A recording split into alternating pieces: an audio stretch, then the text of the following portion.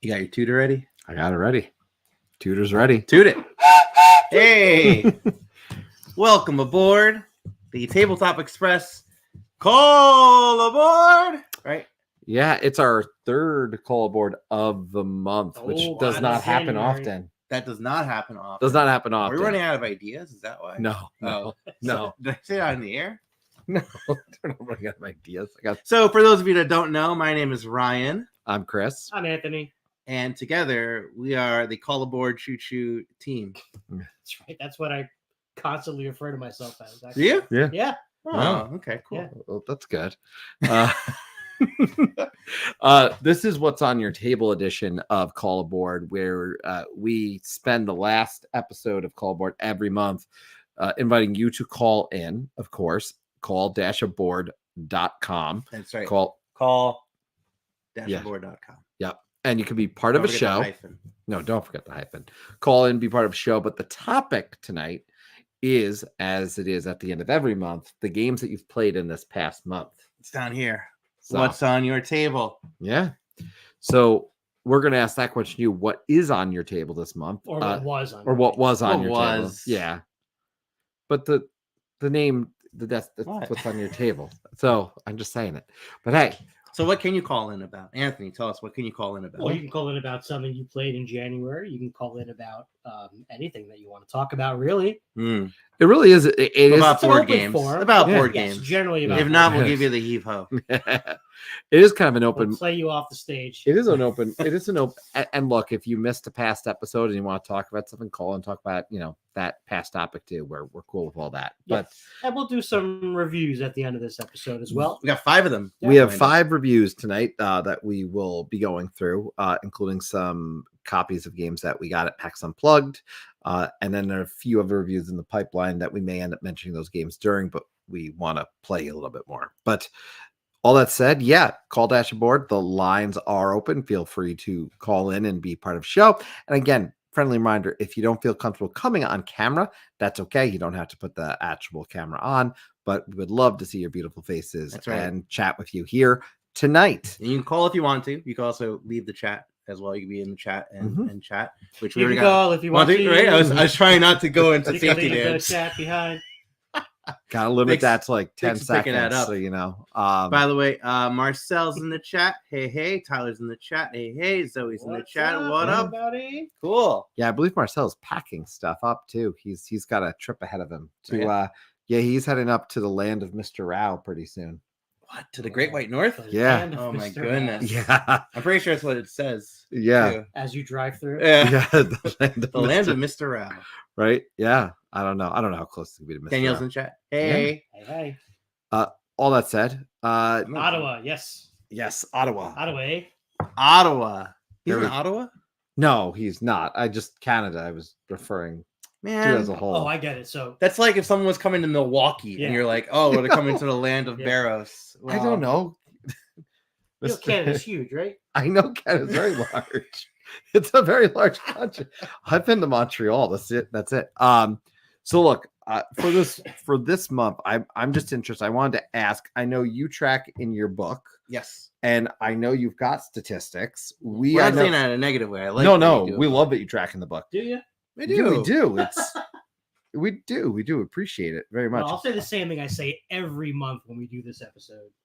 That is that I do not play a lot of games. So Yeah. I'm just, I'm used Yeah. to that now. It's fine. It's all Well, good. So I don't know, but I there's an interesting, by the way, I want to point this out because there was an interesting conversation on the Discord about games played, and the question that someone had brought up was the question of, are you counting your BG, your board game arena Online game, plays. your online plays? I always do. And I do. Yeah. I know. I think people take different perspectives on that. I do, and I want to point that out just for the sake of tonight.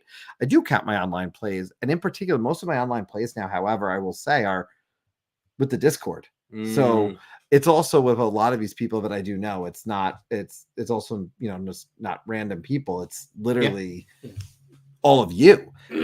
And this month, just as a point of fact, I played, and this does include online in person, and I did a lot of in person this month, believe it Good. or not. 55 different games, but a What? total of 110 games. Wow. I have not had numbers like that in a long time. So 110 What are games. you doing this month? I don't know. You I play c- while you're at work? No, I couldn't sleep. It's most of these are They're not like watching. You could be No. honest. no. I play at lunchtime, but that Oh, doesn't really okay. count. That's not work at lunchtime, is it? I guess so. So, Well, I only played 10 new games to me. oh man. Out of 22 games. Well, I in only total. played 19 new to me, but 55 unique games. All right. So, Let's see. Missing some chat. Yeah, Danielle's only been to Montreal. yeah, Montreal's great, by the way. Yeah. And good evening, Dr. J. What's Game up? fan. I'm glad you put on your watching glasses. Yes. You get it because he's an optician. Optotrician. Man, words are weird. Optotrician. What is he? Optimus Prime over He's here? he could be. Optician. He's optician. Yeah. Optician. It is true, by the way. Marcel does keep sending me random games, and I just keep accepting them. Yeah. So Marcel probably has a crazy amount as well. Yeah, Marcel would be interested. All What right, your give me numbers one are of at. these crazy games. All right, so I'd actually like to bring up one that Yeah, you do like 25. and No, you do I'm one. gonna We'll sprinkle ours in there. No, in I'm going to between. speed through. I wanted to bring up one actually that played recently. Let's see. We've got a few going on, but I'm actually going to refresh this. But I want to actually bring up one that we played because Marcel's in that game too. Most recent. And we have not played the physical version of it, but I was really excited to try this game Well, out. it's in the mail. Yeah, I know it's in the mail, but man, Lem. Disgusting. Space Agency. Space hairballs. We had a chance to actually try this game. This was designed by Rainer Knizia. Mm-hmm. Came out in 2024. Published by Rebel Studio. And art by Joanna Specka. Sorry about the pronunciation. Feel free to correct if you know. But yeah, this is a cool game. It's push your luck with cats in space. Yeah. It's very interesting because you've got all these different catronauts. They're called catronauts, and they all have different abilities. So as you're trying to go up this board, Okay. you're not even always in control of it. Right, because everyone goes on. There's one rocket ship, and every player puts a catronaut on the rocket ship. Yep. However, one catronaut is the commander. It's the one furthest up on the rocket ship, of Mhm. course. Now, you're going to roll some dice, and you're going to decide which dice to use. The catronaut's going to, the lead catronaut's going to decide. Okay. And then when they get to that specific spot, they're going to decide to disembark. And then the next guy on queue becomes the next commander. Ooh, okay. It's- Or they just keep it going, and Yeah. other players can choose to get off at that point. But the Okay. rocket ship can blow up. Yeah, so here's the thing, right? So there's different spots on this board. Like, for example, right? You see this 2 over here? So this 2 spot has this little symbol, this comet symbol, a 1 and a 3. Mhm. So on the D6, there's a value 1, there's 2 value 2s, there's a value 3, a value 4, and that comet symbol. Mhm. And when you roll all the dice, which you start out with 6, you will find all the matching sets of those and set them off. Like if you're rolling 1s, 3s, or those comets. And then the commanding catronaut will decide which dice to use and go up that many pips. So if I was the lead and I ended up getting 2 3s, I could choose to take both 3s and go up 6 faces. So I'll go up to spot number 8. The rocket ship moves up. The rocket ship. Rocket ship Okay. moves up. Yeah. And then I could choose to disembark onto this planet, or I could keep on going, and other players can do the same thing. And you keep on going. And here's the rocket ship, by the way. Now the catch is A Catch. cat. any dice you use, that is used are removed. So now your dice pool of 6 becomes 4. And now when you're on spot number 8, you need only a 1 or a 3 to move forward. Mhm. So if you decide to keep it going, which if you didn't get off, that means you're going to keep going. Right. Yep. You're going to keep going. And the game ends when either one player is out of catronauts, or when the rocket ship crashes. And when it crashes, you move this token further down this track. And if it hits this very end spot, game over. Yeah. It's really cool. It's like a can't stop, but only one person is deciding the can't stop portion, and you can choose to get off. Well, Or it sounds like what's that other game with the airship that you're kind of doing the same thing? You can get off whenever you want. Is it I don't know. It's not coming to mind for me. And also, all the Blanket. cats have different abilities. That's Yes. cool. So, And also, the cats you don't lose. Sorry, I Yeah. keep cutting you off, but the That's cats true. you don't lose. You know why? You don't know why you don't lose them? Because they have 9 lives. Because they always land on their feet. yeah. But that's also a good answer too. But the abilities are very. Some abilities are really cool with just multiple points for doubling your points if you land on a moon. But then if I'm controlling the rocket ship, I might not let you land on the moon spot. Sure. So it adds a lot of value. I don't know. I really have liked this game. The online iteration of it's very good. I'm looking forward to the physical version. Yeah, me too. It's definitely a game that is. And we Go- pre-ordered this because Greg, Right. Bearded Meeple, Yeah. last year said it was like one of the best games he played Yeah. at PAX Yeah. Unplugged. And this is definitely a future review. Oh yeah, But as people can imagine, we're not going to review something we've played online. We play the physical version, generally speaking, too, before we do that. So I do love the board. that's true of everything we're reviewing tonight. yes. Are you double checking? I just double checking there wasn't anything Yeah. I haven't played in person. Yeah, no, we've played them all in person. The other one I wanted to Wait, bring. what'd you love about the board? Oh, just it's cool that every planet's like something different with cats. Oh, yeah. The fishbowl planet, yarn. Oh yeah, It's definitely it was a very fun push your luck I'm experience. I'm eager to play it some more. Is it Celestia? Is that the game I'm thinking of? Oh yeah, you might be right. Like the little ships. Yeah. It's like the blimps. Yeah. Yes. You know, I never played it, but is it just like that? It Where is you could choose to get off? similar in that you're rolling a bunch of dice and someone's the captain, I believe, and you can get off at different spots. Is there card play in this one for some reason that I'm thinking? I don't. Don't remember. I saw someone with cards in a picture. I don't remember. Just when There, you that mentioned one that like, person has cards. get That's it off whenever you This want. person has cards. Yeah. And I'm eager to. I still haven't tried Celestia. I should try that. so we'll add it to the list. I think it is already on my 2 playlists. Yeah. The one I did want to bring up too, if you could, there's 2 I want to bring up before I jump over to your plays. Can you look up Yoxii? Yoxii? Yoxii. Yep. So these are 2 because Marcel had kind of mentioned this. This is one I've been liking a lot. Mm-hmm. I've been playing this one. Particular online. I would love to play a physical version of this abstract game here by Jeremy Partenico. Artist, as you can see, Tom Delahaye. Publisher was Cosmoldo. Now, in this one, you've got a totem that's moving around, and those tokens, if you bring up any of the token boards, I'll be able to explain the points. Or is That's close? No, that's fine. That's actually perfect. So the game's going to end when the totem's surrounded, but there's 2 actions on your turn. You move the totem, and then you place one of your pieces down. And basically, the pieces you're putting around, you've got a limited supply of, and they ultimately have a value of 1, 2, 3, or 4. So the Y and the X being of a higher power. The 0 is a 1. The 2 is. I know you think Y is not just a 1, maybe, but it's a pretty straightforward thing because you're gonna have them in front of you. And because it's only one yeah, line. Exactly. Right. I see. Yeah. So as you move the totem, then you place a piece. You're trying to make it so when the round ends, in other words, that the totem is surrounded, you have more points around it than your opponent. Okay. That's the game. Abstract. So you're counting the total number of lines, essentially. So Red's doing pretty good here? Red would have won in that scenario. Correct. I see.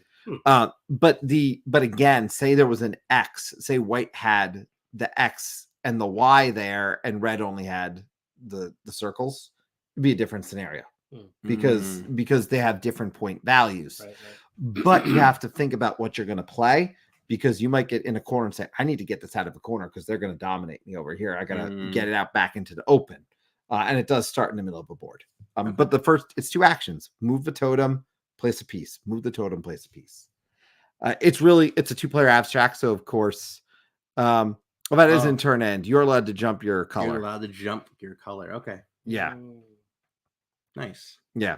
With the totem, you mean? So you can move the totem over that Y space? Yeah. Or forward. Okay. Yeah, but generally speaking, if you were going to win, you would obviously not be, doing that on your turn. But and the other one I wanted to bring up, by the way, is Volto, Volto. And some obscure picks. I like it.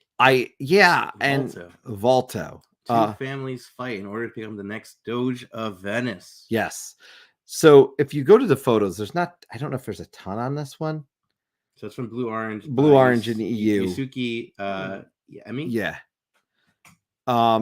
So if you look at, and actually just, you could pop on any of those as long as you can see the back. Thanks for stopping by, Brian. Good to see you, Brian. Nice. Okay, so here's the backs. Interesting. So in this game, it's a kind of chess stratego combination. Yeah, so I thought. You don't know who's got their pieces where, but you can win and or lose in a few ways. And I'm still kind of picking up some of the techniques and strategies here, but there are essentially the ladies, and I believe it's the noble. I might have the words wrong, but there's two of the ladies. Okay. Which move, and I believe that would be the one with the circle that you have there. I have the names here. Yeah, if you go scroll down, two families. Yeah, it's on the images themselves. That's all right. Yeah, but if So you red go or to that white? image, if you go back to the image, do you see the one that you were on? Oh, Marcel's here. You should bring Marcel in. He can talk to this What? with us. All right, bring him in 3 seconds. Hope you're ready. Yeah. 3, 2, 1. There he is. Welcome, Marcel. Hello. Hey. Whoa. Hey. First Can you hear time me? caller, right? Marcel, can you hear us? Yep, I can hear you. A little bit All of right. lag, but First, so it is first time for you. We finally got you on air officially. I love it. Oop, hold on. Let me see if I can figure out the mute things here. Uh-oh. Oh no. Oh, no. Oh We got no. echo. No echo. We don't want that. While Marcel figures that out, I'm going to note, if you bring up that image, This one. there's the ladies or whatever. Again, the terminology is slipping my mind here, but the one on the right, Yes. This if one. someone actually your opponent captures both of them, Okay. you win. Oh. But if they capture the other piece, which has those circles like closed in, Yeah. they would win. And there's only one of those. And what's neat is those can't capture anybody. Oh. So the Okay, ones I with got it. open circles can't capture But do you anyone. know which is which? You know, but they don't know. Oh, I see. So you're trying to trick them into, oh, do you want to do this? Right. But you also know that they can't attack. So you might have a piece that can attack, and you will choose, I'm not going to attack because I want them to not know which is the right piece. So, All right, I And think I you got set it. up your pieces Can you hear me? randomly? Or Oh. set up? Oh, Sorry. Marcel, there? go ahead. All right, yeah. you So back? yeah, I think so. Yeah. Yeah, so you got that one piece they're showing there with the empty circles. That's one of the ladies. Yep. So they can basically move anywhere in that pattern. You can go diagonal or orthogonal, but like Barrow said, they can't attack, so they can't unmask anyone. You've got, I forget, advisor or scholar is the one that they're showing there. It can only move orthogonal, but they're allowed to unmask is the phrase. Hmm. So you got to try and like trick people into attacking your ladies, because if for some reason they take out both of your ladies, then you win. Yeah. Hmm. It's And- really, it was, you brought this to me as you're doing your alphabet challenge. I Yep. know.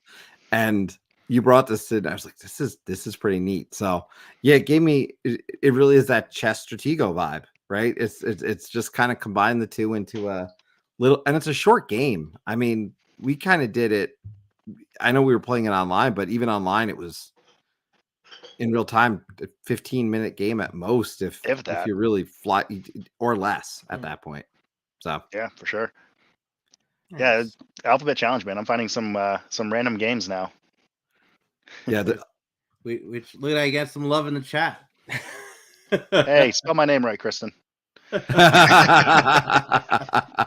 What else, Marcel? Because I know you've been playing a bunch in this. Anything else jumped out to you this month? Because you've been doing a bunch as part of your. I would say one of the other alphabet ones that I did just randomly with you was that bubble pop one. Oh yeah, that bubble pop. Is it called Bubble Pop? It's called bubble pop. Yep, right there. Oh, hang on. I thought I saw it. I saw it for a second. This one. Yeah, Yeah, bubbly pop. Oh, Bubbly. bubbly pop. Yeah, it's you basically have a sky in between both people's respective grounds, Yeah, there you go. Huh. And you're basically allowed to, in your turn, swap two marbles in the sky, and then you bring them down to your Earth. And then, depending on what color combinations you get certain attributes. So, like if you get 3 yellow in a row, you get to score those and then remove an uncovered one.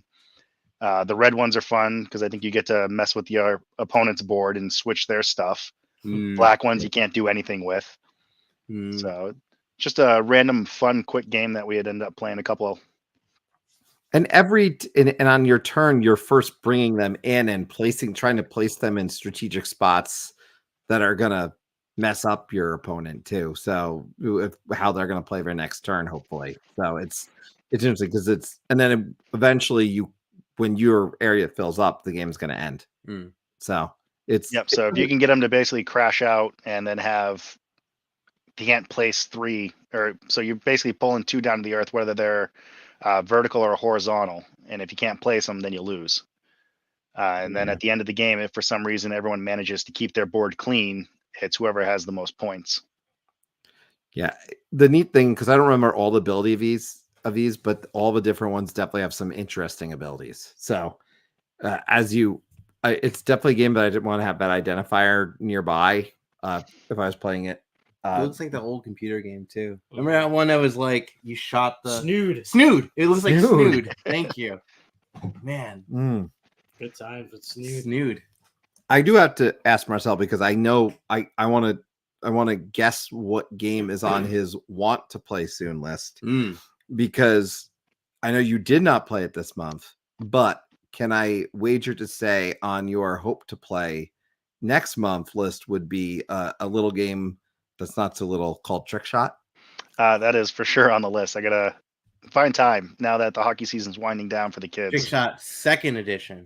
Yes, with the full-on mat that takes up a lot of table. Yeah, full-size hockey rink. Pretty much. Yeah. Well, there's a printed one, but here, look at this picture. Yeah, I'm looking forward to playing this one. It's got a little bit of a push your luck element too, because as you continue to do your stuff, you're rolling dice and hopefully making some plays. Yeah, I think you either gain more or lose more dice. Is that what it was? I think every time you do it, you gain a dice. You gain a dice, right? Yeah. And then it's a higher chance of basically busting, I guess. Yeah. Yeah, this is one that I have been collecting potential jersey colors, and I intend to get them painted custom because I didn't get them painted. I want to get them custom painted. Yeah. With very specific some different options, but yeah, and I got the referee too, which I didn't realize. I forgot to get that. Well, it was funny because I think he got the mat. I forgot to get the mat, but I got the referee. So together you have one. Together we have one complete deluxe copy. Yeah. I had to bring this up. I'm sorry. That and Wonderland Wars. Then no, neither one of us have played. Okay, I played the first edition. I did like it. It did go kind of long, but I heard this one fixes a lot of things with time. So they have a quick play mode that I read up on in the thing. It's like a period versus the full game. Yeah. Okay. And I think that's going to be the way to go for the first game. I think it's very much like NES ice hockey style, where the bigger guys versus the smaller guys and the medium guys, and they have different stats. Good old Blades of Steel. Got to get the little music going in the background. Oh yeah. Well, it's also the teams, and I don't know. Maybe that was the same in the original, but the teams also with the team cards. There's also some different stuff. I know that changes the way the game's going to play. The team cards is a new thing, I believe. I believe there's a new set of cards. Rather. Yeah, because I know you could buy like an upgrade for the first edition to become second edition. Got it. It was just like a deck of cards. Okay. Yeah, but no, I'm looking forward to this one. So definitely looking forward to an actual playthrough and putting it on the damn table. Yeah, I gotta play your copy. 2023 release. Yeah, I know. This is the year for it. Yeah, we'll make it happen. We got reviews, we got ratings to do, so we got to be able to rate our 2023 games. But anything else on your mind, Marcel? I'm glad. One awesome another straight. By the way, we have like a few weeks in a row now with first time callers. Yeah, every week. But long time Discorder. Yes, long time Discord and chatter. So I think the only other one that I would say, and I want to play it again, but with 3 players this time, is the Wolves. Oh, yeah. I'll pull that up. That's so the. Oh, by the way, hang on. Trick Shot, right? Designed by Artem Nichiporov. Yep. And art by Mateo Bayou. And Looks then about right. publisher by Wolf of Design. So the Wolves. Here we go. 2022 release, right? This one? Yep, that's the one. That one's on Board Game Arena too, right? That's where we played it. Yeah, I gotta try this one. It definitely looks like it's a better 3-player game than the 2-player, but for just getting to learn the game, I think 2 was fine. Yeah, the thing with this game is I think at 3 would be better because you've got the area control aspect that would be vastly improved. Yeah. And at 2, it's just not. At 2, I just don't think it's there. But to your point, I think you can learn the game well with the 2-player game. Yeah. And this game it's has that interesting mechanic too, for alpha and beta wolves, right? Which Yep. Yeah. right? Yeah, you got the Found out alpha is wolf not and a the thing. pack wolves. Yeah. Yeah. Which is not a thing. I Oh, it's found not out. a real thing. It's not a real thing. Okay. The whole alpha thing Yeah. is bogus. It's just BS. Hmm. Don't Oh, feed well, this into game's it. fake then. Yeah.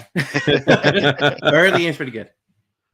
It's enjoyable. I want to play the physical version of this one now that I've played it online. So again, this has been a month, and January very often is for me where I play games online and then try to find copies of them. And in this month, I've found a bunch of those. So I've got a list of games I've been reaching out to people, and I'll That's check honestly on what I Discord. think is best about Board Game Arena. Try the games out. Like that's any online gaming. I feel like it's great for that too. You really get a vibe for something, and then like, oh yeah, maybe I'll give this a shot. Yeah. And the Wolves has what? It's 4 or 5 basic actions. So really, it's very straightforward in the long run, and they're all right on that board. Yeah. Yep. Yeah, you got the what is it? The move. You got the howl, so you can recruit lone wolves. You got the dominate to try and turn a layer or another pack wolf, and you get the build layers and dens. And then dominate. Yep. So yeah, dominate. You can turn someone else's pack wolf into your pack wolf, or you can get rid of their den and replace it. Oh, cool. Yeah, it's a neat little game. I will say. So I think this was this Pandasaurus one? This was Pandasaurus. This is Pandasaurus. I'll pull up all the details. The Wolves 2022 release from Pandasaurus Games, designed by Ashwin Kamath and Clarence Simpson. Art by Paulina Linjama. Awesome. Yeah, no, those are some good choices. I see a Kyle Rowan in the chat, by the way. Hey, Kyle Rowan. Who, by the way, for all of you, What up?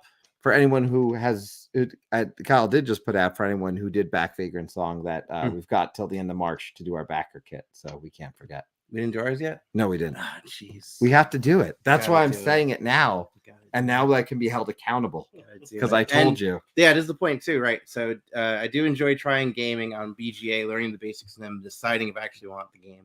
And I think that goes with a lot of online gaming for me, especially with the 8xx community, because there's so many titles out there. Right. So, All right. Well, I got to go continue packing for Ottawa, so I'll catch you guys later. all right. Thanks for calling Thanks in. for calling. Later. See you soon. See ya. Bye.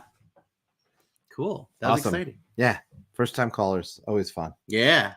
And So the line's still available, by the way. Call-board.com. So if you'd like to call in with a game you played this month, a game you want to play next month, a game you don't want to really talk about that you played this month that you wish you didn't play this month because you can call about any board game. yeah, we're in the meantime. Those were a few, and obviously it was a great lead into Marcel. What about you guys? I mean, Anthony, I know you said you didn't play a ton, but you did get some games in. So I did get one here, 2-player only game that I did pick up at PAX.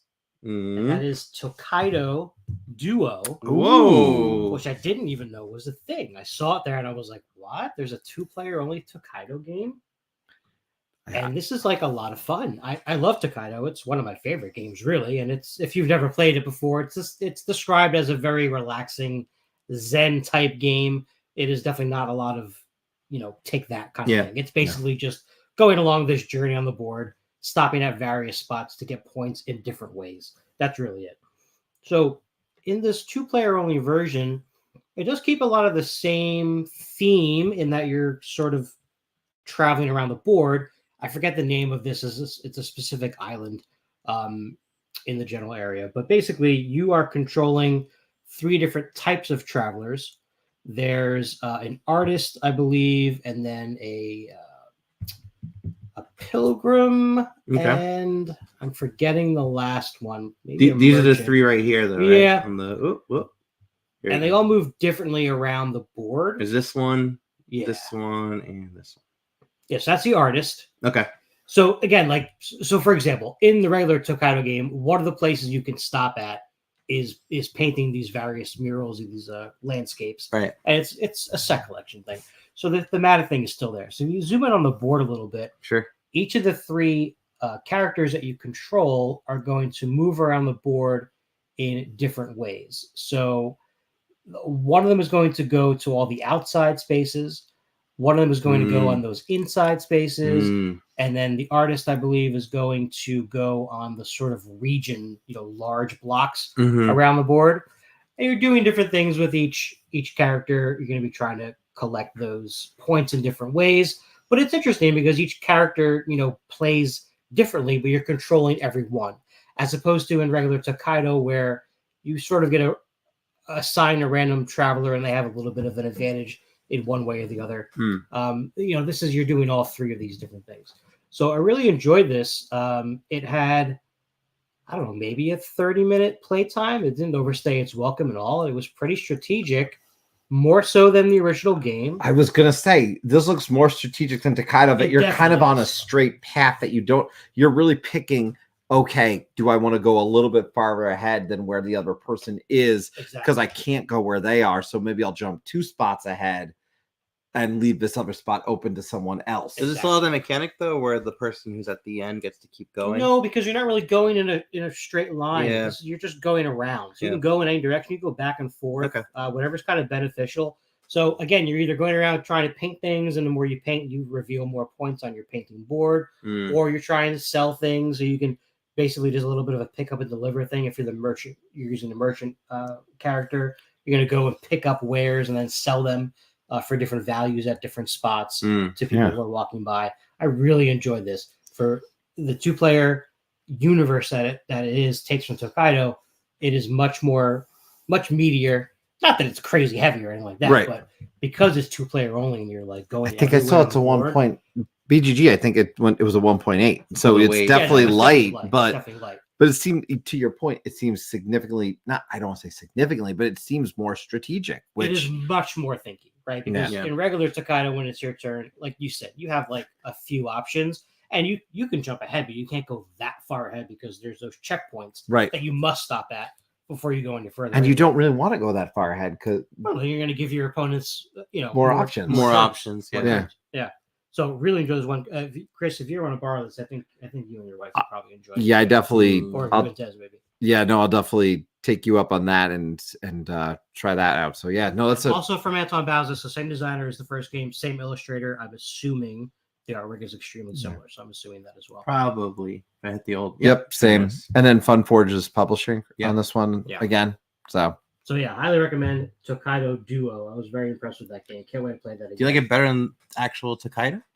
I mean, I think I do because for the fact that it's 2-player only game, right? So if I'm going to get a game to the table and it's only going to be me and my wife, I'm not going to pull out Toikado. Sure. It doesn't really make a lot of sense. Yeah. This is just like the perfect, scratches that itch, and it has more to it, a little more meat to it as well. And it sounds like the playtime's not too long, so it doesn't overstay its welcome. Nice. Definitely not. And then I got a couple of random things. We'll talk about a couple of these later too, but I did want to point out. So for Christmas, I got my wife this Kickstarter that I wish I had noticed earlier because it didn't come in time for Christmas, but it was fine. Okay. But when I saw this game, I was like, man, this is perfect. If anyone is a fan of like the cheesy Hallmark Christmas movies, this game is called Another Christmas Romance Movie. What?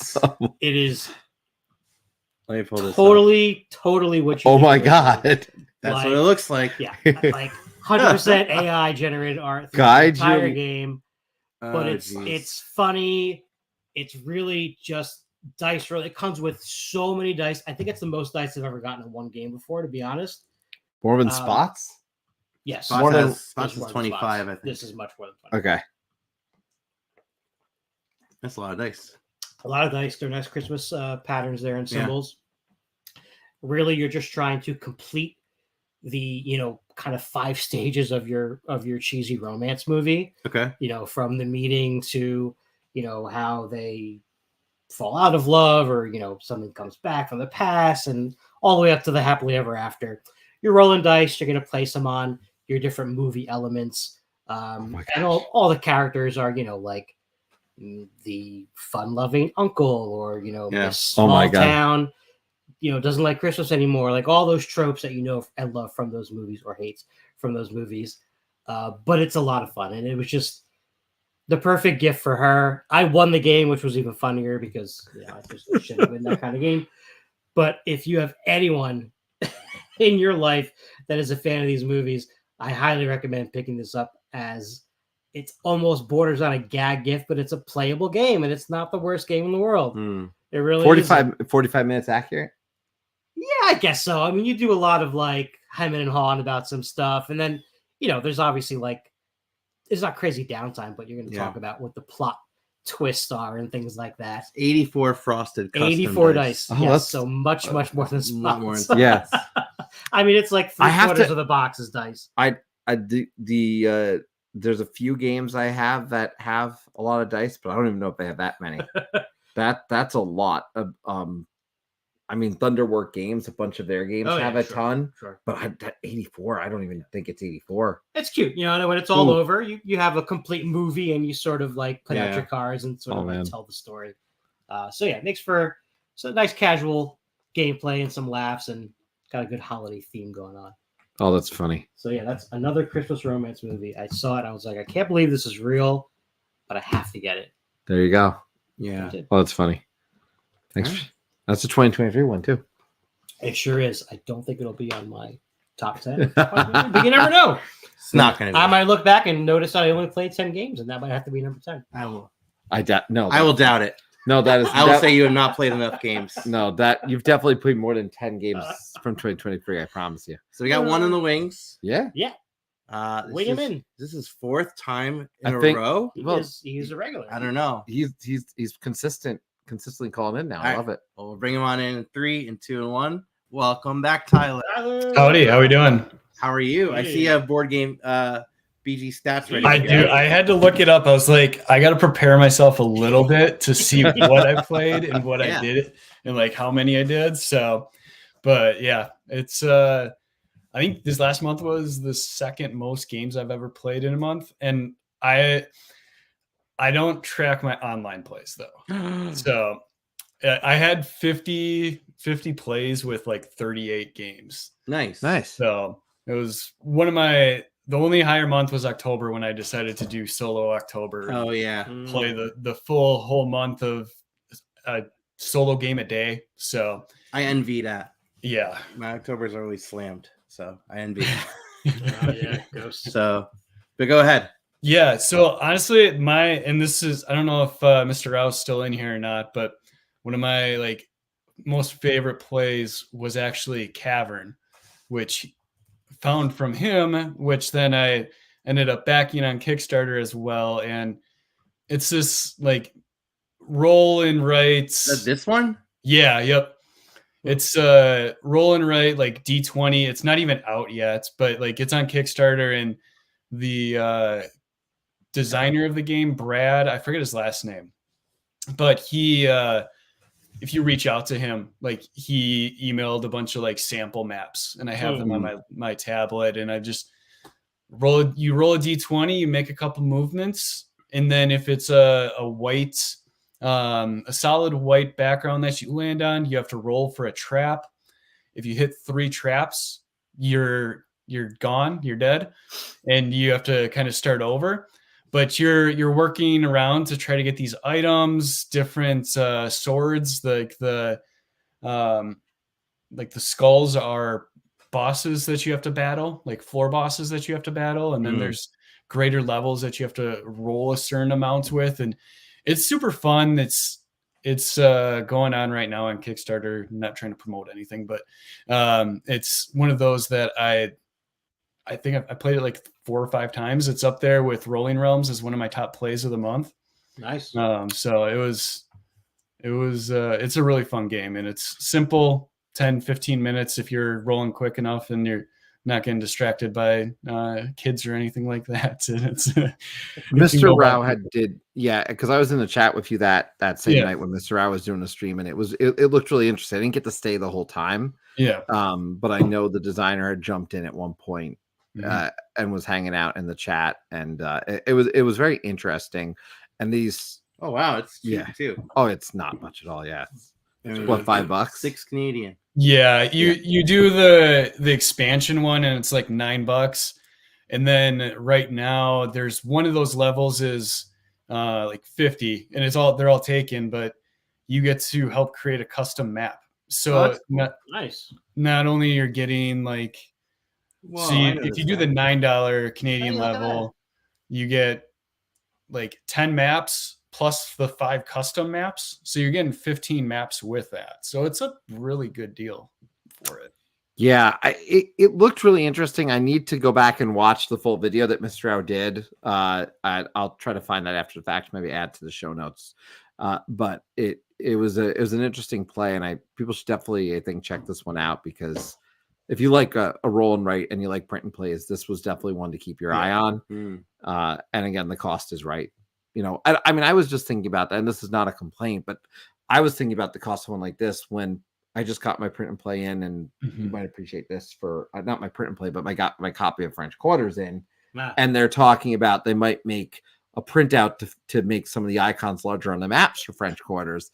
And I'm sitting here thinking to myself, wow, it made me think for a moment just how much I appreciate the print and play and how much it can do at such a low cost, to the point that, now we might get kind of a replacement piece for a fully produced game. Again, not a complaint in the long run, but I'm glad you have that solution. But these other games are full games at $5 now. It's crazy. I like that about some Kickstarters too, where it's like, here's a roll and write that's $5. Just print it on your own. Yeah, that's cool. Yeah, I actually like recently just got a stylus pen too, because now I didn't even know this before, but during the stream, because Mr. Rao was using his tablet the whole time, like I didn't know you could just throw it in notes, or if your tablet is new enough, you can use like freeform and just virtually just draw on your tablet and use that. So I now I'm doing that, and that's the reason why I got voyages and waypoints. And I'm really looking forward to playing that next month, because I was if you want to plan time to do waypoints, and we can jump on in one of the rooms on the Discord, let me know, because I got to get back on Voyage is really fun. Voyages is fun. The thematic of waypoints, I want to get more of the waypoint maps in, because I've done all the Voyages ones. The custom maps for those, I will point out, by the way, and all those, if you are great. That on the Discord, people offer the custom maps for a lot of those games. So because the Postmark has a Discord for that. By the way, Marcel, I think you just sold Marcel on this one. Look at that. So, I apologize for spending your money.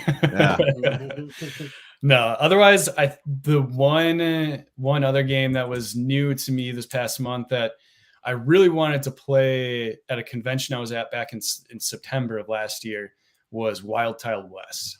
Okay. Yep. Yeah, we played that live, right? Yeah, we did play that live. I think we've reviewed that. Yeah, that was one that was like there was a specific group of people that were teaching like that 3-ring circus, which I didn't get to play. I was disappointed. I wasn't able to do that. But there was I think there was even Crokinhole there. But I wasn't able to play this, and I really wanted to, but someone in my group got it, brought it to game night, and it was really fun. I did very poorly, but I enjoyed the dynamic that it had with placing the tiles, trying to take the bullets to get the robbers, or what, I forget what they're called, but have that variable abilities with different things, whether it's the cows and stuff like that, and trying to get them all in like a set number in the pasture and stuff like that. So I really enjoyed that. I remember this being a game I wanted to like more, but also really appreciating the variety in it. That was the big thing for me, is I did appreciate some of the variety of those boards. Yeah. That's what I remember being the big positive I took away from this one was that there was a ton of different, and there's like one weird like space or not space alien one or something. Yeah. Oh yeah. There's like the alien board. So I'll eventually play this one again. Yeah, I enjoyed this. I like this one. So no, it's a good choice. And I know a lot of people love that one. I know that was a pretty popular, and that was definitely the hotness at some point. Yeah. So Called in. Yeah. From Direwolf Games. Yeah. That's eventually when Halls of Hagar comes in, I will be playing that immediately. I'm very very excited you didn't mention that. I don't. Wait till I don't know. It's coming next month, then, right? Yeah. I think they're supposed to be delivered in February, so it'll be exciting with that. I don't know when I'm going to play the Avalon Hill game and stuff like that I posted in the War Game channel. I don't know when I'm going to play those. I got a long learning curve to try to get those figured out with those War Games, but they can be rough. I'm interested to dive into it, and Halls of Hagar will be the first of that. So okay, I'm looking forward to it. Well, then let me keep you on, and I'll bring up a War Game that I did play for the first time this month. It's a solo only one from Hollandspiel Games. Okay. Called That Others May Live, Combat Search and Rescue, Vietnam. Yeah. Can I point out, for whatever reason, I very often you'll bring a game to me and you'll start saying the title and I think you're done. And then the title continues to go on. It's a game title that has a colon and a dash. Yeah. Pretty impressive. It's not a negative comment. I just think it's funny that this is a consistent thing with you. So I wasn't sure I was ready for this kind of game. And looking at it, this does not look like the kind of game I'd be ready for. By the way, this designed by Brad Smith, art by Annabelle Holland. This game, you are basically a rescue crew trying to rescue some soldiers out in the Vietnam War. And you're trying to just fly out, rescue your team, and bring them back. And very much something can go wrong, and it just can become catastrophic. And you're really like balancing it out. And then what's really funny about this, and happened to me, is that when you try to rescue someone and your ship goes down, now that pilot is now also up for rescue. And so of course that happened to me. I was just like, oh my God, now I got more people to rescue. So yeah, you can't really go guns a-blazing in this one because they'll take you down really quickly. Yeah. If there is a publisher that I want to get into this year, it is Hollandspiel. Yeah. I really want to try one of like Annabelle Holland's or just one of her company's games, just because I think what's the sled one that you're bound to fail, but it's how long you're going to last. Oh, that's Endurance. Yeah. I think that's the one that's intrigued me the most that I've seen. That I highly recommend it. And you may hear about it more in the top of 2023. Spoilers. Yeah, Endurance is great. It's that's designed by Annabelle Holland as well too, and it's the true life story of the Shackleton expedition, which I had no idea what this was, but basically they were stranded out for 18 months. I think it's 28 men, and they all survived out in Antarctica for 18 months. 18 months. Oh, that's crazy. Yeah, insane, right? And it's there's no win or loss condition. It's just how you did. And then it gives you like all these different trade-offs that you got to do. How long does this play? It can vary, 18 but around like 90 minutes. I've been finding it. It says 60 minutes, but I've been finding each play around 90. I need to try this. Yeah, you should. I need to try this. This fascinates me. You should. The decisions for the photos, like there's a lot of different photos, are fantastic, and there's a bunch of like cool documentaries on YouTube about this. So I recommend watching it to really get into it. I'll watch a documentary before I play. Yeah, that's what I'll do. Oh yeah, and one of the pieces there's also different sled dogs you could take, and Mrs. Chippy, who is one of the people on the boat, his cat, and Mrs. Chippy ended up being a male cat. So, but still Mrs. Chippy. So Yeah, so it's pretty cool. There's a lot of cool stuff about this game, and I've yet to ever make it to the very end because it is blistering hard. It's all dice rolls, but you kind of mitigate the. But dice. you don't lose. Yeah, you can't. You're not technically losing the game. Yeah. So yeah, Zoe, if you can try endurance, you definitely should try endurance. If this sounds like the game that would intrigue you.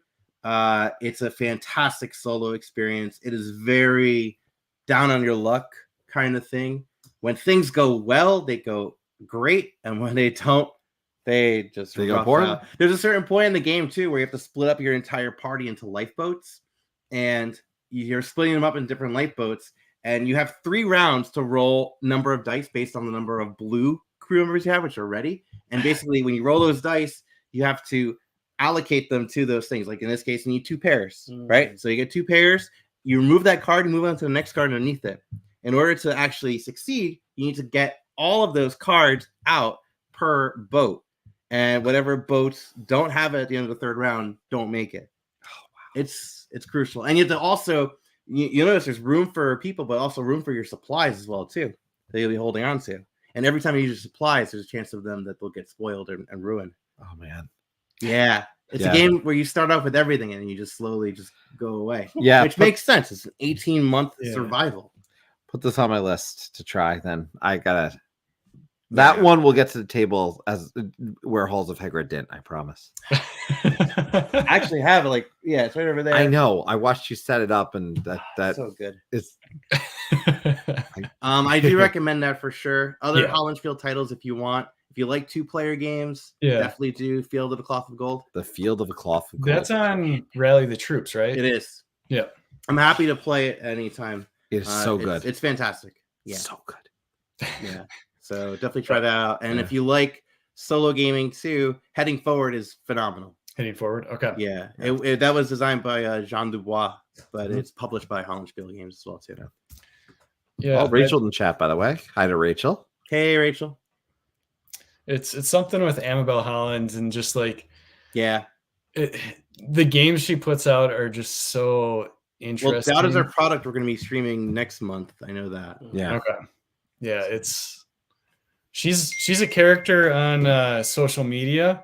Yeah. If you follow her on there, but her games that she has is so. We'll get to those games. It's endurance will be one of my purchases this year for sure. Definitely do, and do the holiday sale. They do a holiday sale every year, so they throw in a free game with it every year. So that's awesome. That's how I got my copy of Field of the Cloth Gold. So awesome. 503rd anniversary edition. 530. That's on there too, because it's the updated version. It's actually it actually is really good. It is really good. Yeah. All right. Well, thank you guys. Oh, thank you, Tyler. Always good to see you. Yeah. You got a streak going now. So. I do. I have a reputation to maintain, I think, at this point now that I got I don't know, man. Yep. Squirrel can call in and try to regain his crown. Squirrel lost his streak, so he'll come back. I know. I'm just saying he lost his streak. He's ready. Speaking facts. He'll come back. Right. We'll see you guys later, Tyler. No, some good choices there. Yeah. Love for Heading Forward. There you go. You know, and by the way, I just want to note, I won't go into a full speech about this, but I'm not the only one who has a copy of game, and I had your copy for a much longer time. But I did drop off a copy of a game that I played in January, and I played through, and I went to completion. I went through 10 or 11 games of this, and that is Legacy of You. Finally played this. And you will probably hear more about this from me in the future, but I really enjoyed Legacy of You as a solo game.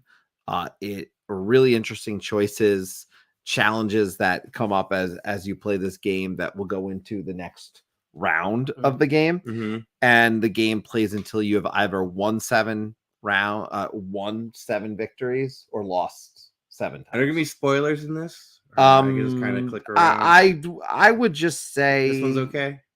I mean, I think that's fine. It says first game in progress. Yeah, so that's fine. But there's gonna be cards to. What's gonna happen is there's certain times that you're going to, for example, maybe defeat a barbarian or accomplish a card, and then you're going to open up a storybook, read something, and you're going to have to do take cards from the story pile. And I played and I probably went through 39 to 39, 40, 41% of the cards. I kind of checked on the back, so I didn't go through them all. So I've got plenty more cards to go through. I will play it again. And it does have a replayability to it, as far as I'm concerned in that way. But it's just it's a fun little game. What you're going to be doing is you are going to be trying to win the game by getting your boat all the way to the end ahead of the water. Oh, yeah, it's like a little wave. Yes, you're building up that canal. However, you're going to lose if the wave catches your boat or the barbarians are the only thing at the top of the board. So, and as you play the game, is this the barbarian deck? Correct. Okay. You start with only one barbarian on the board. Yeah. In the first game there. So, but the barbarians come out quicker and quicker as the game goes on. So it becomes harder and harder. Yeah. It also has a tucking mechanic that I like in Beer and Bread. Oh, okay. Right, like right here. Correct. Which at the start of each round means you're getting more and more stuff. If you tuck, you don't have that card anymore, but you're getting an extra benefit. And then there's better actions sometimes for discarding a card, but then it's discarded from the game. And if all your cards are ever gone, you've lost the game. So you have to think about that. A lot of things to balance. So really love this game. This was a game that I said I should have kickstarted and I didn't. And you got a copy anyway. And eventually I did get a copy and totally worth it. You're right. You shouldn't have kickstarted it. Yeah, well. Because you got the copy. No, I want the little promo card now. But even though I don't need it, I still wouldn't mind it. But yeah, Legacy U, I will be talking about this probably in the future. You and I. Now, so you could play this again? You played it too? No. Oh, yeah. Sorry. Yeah, I will be playing it again because I didn't go for all the cards. There's things I didn't experience. And I'm not going to remember every little detail either, but there's more game in this. Good. And I did win, but I acknowledge and I was telling this to Mr. Rao. The first game, I recognized that I screwed something up, so I might have lost another round.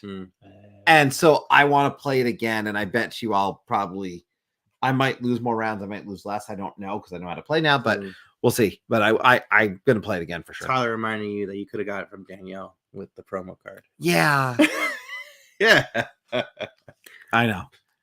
But yeah, it does feel like ages ago because it was in development too. And and when it was on Kickstarter, it was kind of everywhere. It was 2022 when it was on Kickstarter. So yeah. But yeah, I really enjoyed The Legacy of You. That's Shem Phillips, right? That is actually going to not be Shem Phillips. So Shem Phillips, but the artist is Sam. Sam Phillips. Sam did the art. Shem did the design. Garfield Games. Yeah, Garfield Games. And nice. And they're doing my Bible game next year. So which I gotta scroll because we missed some before. So Zoe posted. My friend shared with me the new Dune Imperium thingy. I'm guessing that's Uprising then, right? I'm because the new one is Dune Imperium Uprising, which I haven't played yet. So I've been debating if I should go for it. Kyle said, been playing a lot of small card and tile games lately. Anything really easy to get to the table. Yeah, I get that. Was Deep Sea Adventure the other night at my house. We went out to get pizza at your favorite pizza place, and I brought Deep Sea Adventure. Yeah. So those little games are so fantastic for that. Okay. What's your favorite pizza place? Franco's. I like the nearby area. Yeah. If I had to pick one, it's Franco's. Yeah. All right. You guys want to do like 3 more and then we jump into reviews, maybe? Yeah. If anyone does want to call in too, you're more than welcome to call in. Just go to call-aboard.com. Can I make a note? We should probably talk about the fact that we did play this game. Sure. You got one to pick. Yeah, we did play this game. We're not reviewing it tonight, but I want to talk about it, which is we got to play White Castle. We did. All 3 of us got to play White Castle. We are not reviewing it tonight because I think we all agreed we kind of need another play. Yeah. You guys never played that second time? No. So we played it with 4. Yeah, we did play a full 4-player set. We did pull 4-player set. I'd like to play it with 3 or 2. I'd like to play it a smaller set. But White Castle, it was a very interesting experience to say the least, because the game has won a lot of variety right up front. Oh yeah, Tons. So talk about an understatement. Yeah, I mean, no, really, it's from setup. setup. From the setup alone, every game's going to be different, Right? And that's it stands out to me immediately. Yeah, it's a dice worker placement game where every worker spot has different powers and different workers it can take based on the dice color. Right. And not only that, but the strengths of the dice do matter when deciding what actions to go for. And your player board has spots on it. And your as player well. board has Yeah. own spots too. And you'll Yeah. uncover stuff for that too and put people out on the board. What's up, Dan? Dan's in the Dan. house. I really want to play White Castle again. I did play it solo Yeah. with Okay. just the solo What are was mode. you brutal. trying to do? Just get a point threshold? Yeah, well, no, not point threshold. So you go up against AI, and the AI has a Oh, generated deck. Mhm. It was kind of brutal. I did lose Okay. by maybe 20 points. I don't know. Okay. But my phone died, so I can't even tell you. I think I'm you gonna lost guess by 20 20 points in the points. regular game too, because Ian won that. That sounds about right. Yeah. Yeah. So I do want to play this one again, though. I did enjoy it. And I want to play it actually at 2 and 3. I really want to play Yeah. all player counts before we review this, because I feel like it's gonna. I feel like determining what the best player count is important, and I'm not sure what it's going to be. Like, I think it's going to be 3, but Yeah. it could very well be 2. To be honest. Well, because at three or 4, you're going to be able to do the stacking of a dice. Yeah. At 2, you can't stack the dice. That's the reason 3 is Right. where I would really Yeah. like to go, because I want to play with 3. Mm-hmm. I think it would speed the game up a little bit. I think it would Sure. still, which we were learning the game too, mind you. But I think it 3 is the threshold that if I have an optimal next try, it's that, because I do still like the dice stacking. Yeah. Because sometimes you take that 6 and you put it down, and the fact that someone else, now is like, oh, really, you put the 6 there? Yeah, there's definitely hate draft. Like to there's it. I enjoyed that, but Yeah. I still want that, and I don't necessarily want the spots blocked. Right. But I'd be interested how that plays it too in the same way. So So that was the White Castle. Yeah, But yeah. we all enjoyed that one. Which Yeah. I won't go against you on that. You could pick another game. That's fine. But okay, because we all played that one. Yeah. I feel like that's fair. But that was designed by Isra C. Shay S. Art by Joan Gardiet, publisher Devere Games. well, if I do get one more, the one I'll give you one more. the one I'm going to mention is actually one I've mentioned before, but I restarted to finish, and that's what I started playing Decorum again. Oh, really? So my son and I are playing Decorum. We want to get through. How dare you? Well, no, we didn't restart it. We're finishing where we left off. Because I want to get back to this one, but go ahead. Yes, but having spoken to the folks at Floodgate and knowing more is coming Yeah. for Decorum, I really want to get through this. And so Decorum is a game that you want to talk about passive aggressive. Oh, it's like very passive. there's so much passive aggression. Do you know anything about this game? So I know you're decorating your house basically. In a passive aggressive way. in a very passive aggressive way. So on this board, there's multiple rooms, 4 here, as you can see. You're going to be able to put certain objects in them of different styles, and you're going to be able to paint the rooms. The challenge with this game is everyone playing, and you can play 2, and you can play with more. I think it's best at 2. Yeah. There is a mode for more of the 3 or 4, but at 2, we each have a separate card. Mm-hmm. And the card says, this is what I need to win. Mm. And this is what you need to win, Anthony. All right, I know, but I need maybe, and I'm just throwing random things out, all the rooms be painted green. I maybe paint a room green but you can't have the color of the paint match the item in the room, in the particular room, but I did that. And you're going to say, I don't like that. And we're trying to figure this out. And if you can't tell by the smile on my face, You're like, you're really gonna go with that? Yeah. like You gotta talk Yeah. like that. You Yeah, gotta really it's- play it up. it is really fun. My son and I love my son, and he's at the age where he's got sarcastic, but we get at each other a little bit with this one, but it's so much fun. And then when you get over that hump and do it, now you do have a spot on the board. Sorry, you said happy hump. Oh, there it is. Get over that hump. Okay. like the camel in the house. Mike. Yeah. But I will say one thing. His name is David. Continue. The board at the top, if they have one, there are spots. There are spots where once it gets, you're going to be able to each reveal one of your items. Okay. So you're going to start to understand. Okay. Oh, what they're going for? Yeah. Or one of the things that has to happen for them. Yeah. And it's like, no, you can't do it. So the game, you're going to win the game that particular round. And there's and there's an envelope or two that I haven't opened. Like I think round 15, there's an envelope that says open in a 2-player game at round 15. It's a delightful game. I really love this game. And there's an app too, right? Yes. So there's an app for it as well that you can keep it going. And there's expansions on the way. Which, get this, the expansion is about moving. So yes, now you got to remember looking at it. You got to within fit that stuff patch. in like a moving cart, right? Yeah, you fit them in like the this moving is truck. I don't see any pictures for it, but you're moving boxes and have to wrap things in bubble wrap and put it in like the moving fan. Oh man. And they said there's actually going to be full missions in this game that are going to actually be like, you know what the next just in the gonna moving be? truck. Okay.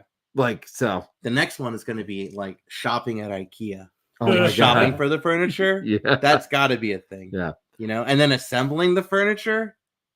Oh, That's well, these are but that's Decorum. I've been playing that with my son. We're gonna finish this before the next one ends up in my house. And I have the deluxe version that has the really nice tiles too, which is totally worth it if you buy this game, for the record.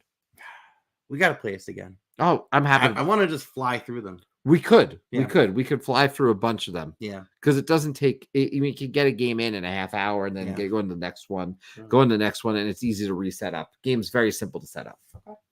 Yeah, that's Decorum. Lovely. Yeah, I've talked about that before, but I think it's been a while, and like I said, just got back into that one. So All right. So you and I and Ian, we played a game together called Land and Freedom. Land and Freedom, the Spanish Revolution and Civil War. So get this, right? This game is set, I believe, in World War II, right? Mm-hmm. Yeah, World War II. So what's going on right now in Spain and in this time period is Spain is potentially going to go under fascist control, right? They see what's going on in Germany. They see what's going on in Italy. They want to go fascist. The three of us are three different types of like, I guess freedom like fighter? movements. We're movements. Yeah, we're we're movements. Yeah. Right. So, so I was the anarchist. Yep. You were the moderates. That was the moderates, I believe. Yeah. And then Ian was, what was the third one? Wasn't he the communist? He was the communist. There was a So there's the communists, the moderates, and the anarchists, and they all want different things to happen. Because what's going to go on in this game is we all don't want fascism to win. That's actually one of the things I thought was pretty cool about this. Yeah. Like, we all have a common piece, which is no to fascism. Yeah.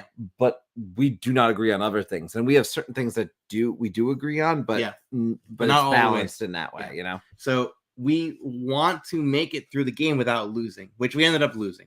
Yes. We did end up losing. Fascism ended up winning because the problem is you have to work together, but at the end of every round, the player who has initiative, which is determined by how far you are on these tracks, is going to put a tile, a little token of theirs into a little bag, like a actually comes with a silk bag. It's like a red silk bag. Yeah. And at the end of every year, which is determined by 4 rounds of play, you're gonna pull from that bag and add it to this glory track. Okay. So year 1, in this case, the communists ended up winning.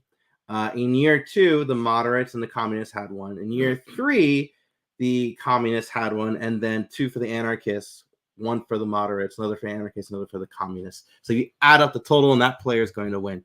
Yeah. So you want to have the most of your influence in that bag. So you'll likely pull from that bag. Got it. And the thing is, this game looks a lot scarier than it is, but it's actually super straightforward. Like very, very straightforward. I do want to try it again. I want to try different player accounts. You need to always have 3 factions going at it. and then whatever factions are not in play, there's an AI to control it. That's cool. So I do want to try it out at different player accounts as well too, and it's also why we're not reviewing it tonight as well too. But when you're playing the cards, you're playing it either actually usually the different event cards. So different events will happen where fascism will rise in particular spots of the area. Bad things will happen, and it'll also tell you like a little incentive. Like if the Northern Front is at a -2, because it's like tug of war style. So if it's at -2 strength or better, this player, the communist player, will get a bonus. And then if not, then all players would. Well, these tracks would move down twice.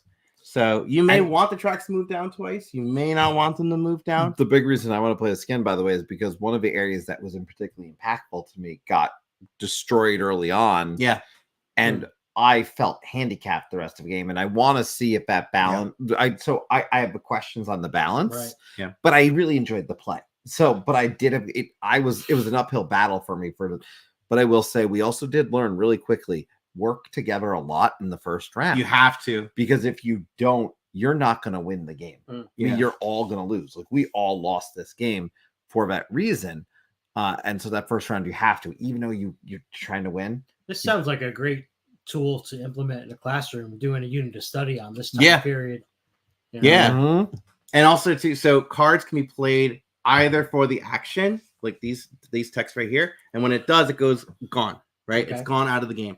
Other things you could do is you could play it into your tableau for any of these actions over here. And the strength of this action is dependent on how many other symbols you had in that tableau. So in this case, you're going to move on the communist track 1, 2, 3, 4 if you did it for this. Gotcha. If you did it for this, you move this down to 1, and this did it for this, you draw a card per symbol. So obviously you'd want to play it for the communist track to move it up, because everyone has their own different cards. Yeah. So it is for the communist player.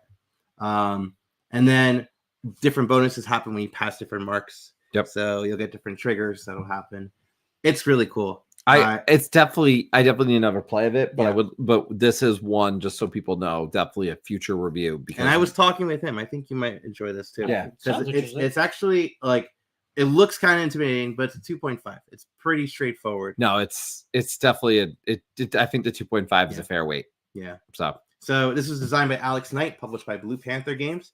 Blue Panther, by the way, is a company also puts together Hollandspiel's games. Oh, okay. Yeah. Okay. That's why when you look at the look and feel, I it looked like a comments on Hollandspiel that. game. Yeah. Yeah. So cool.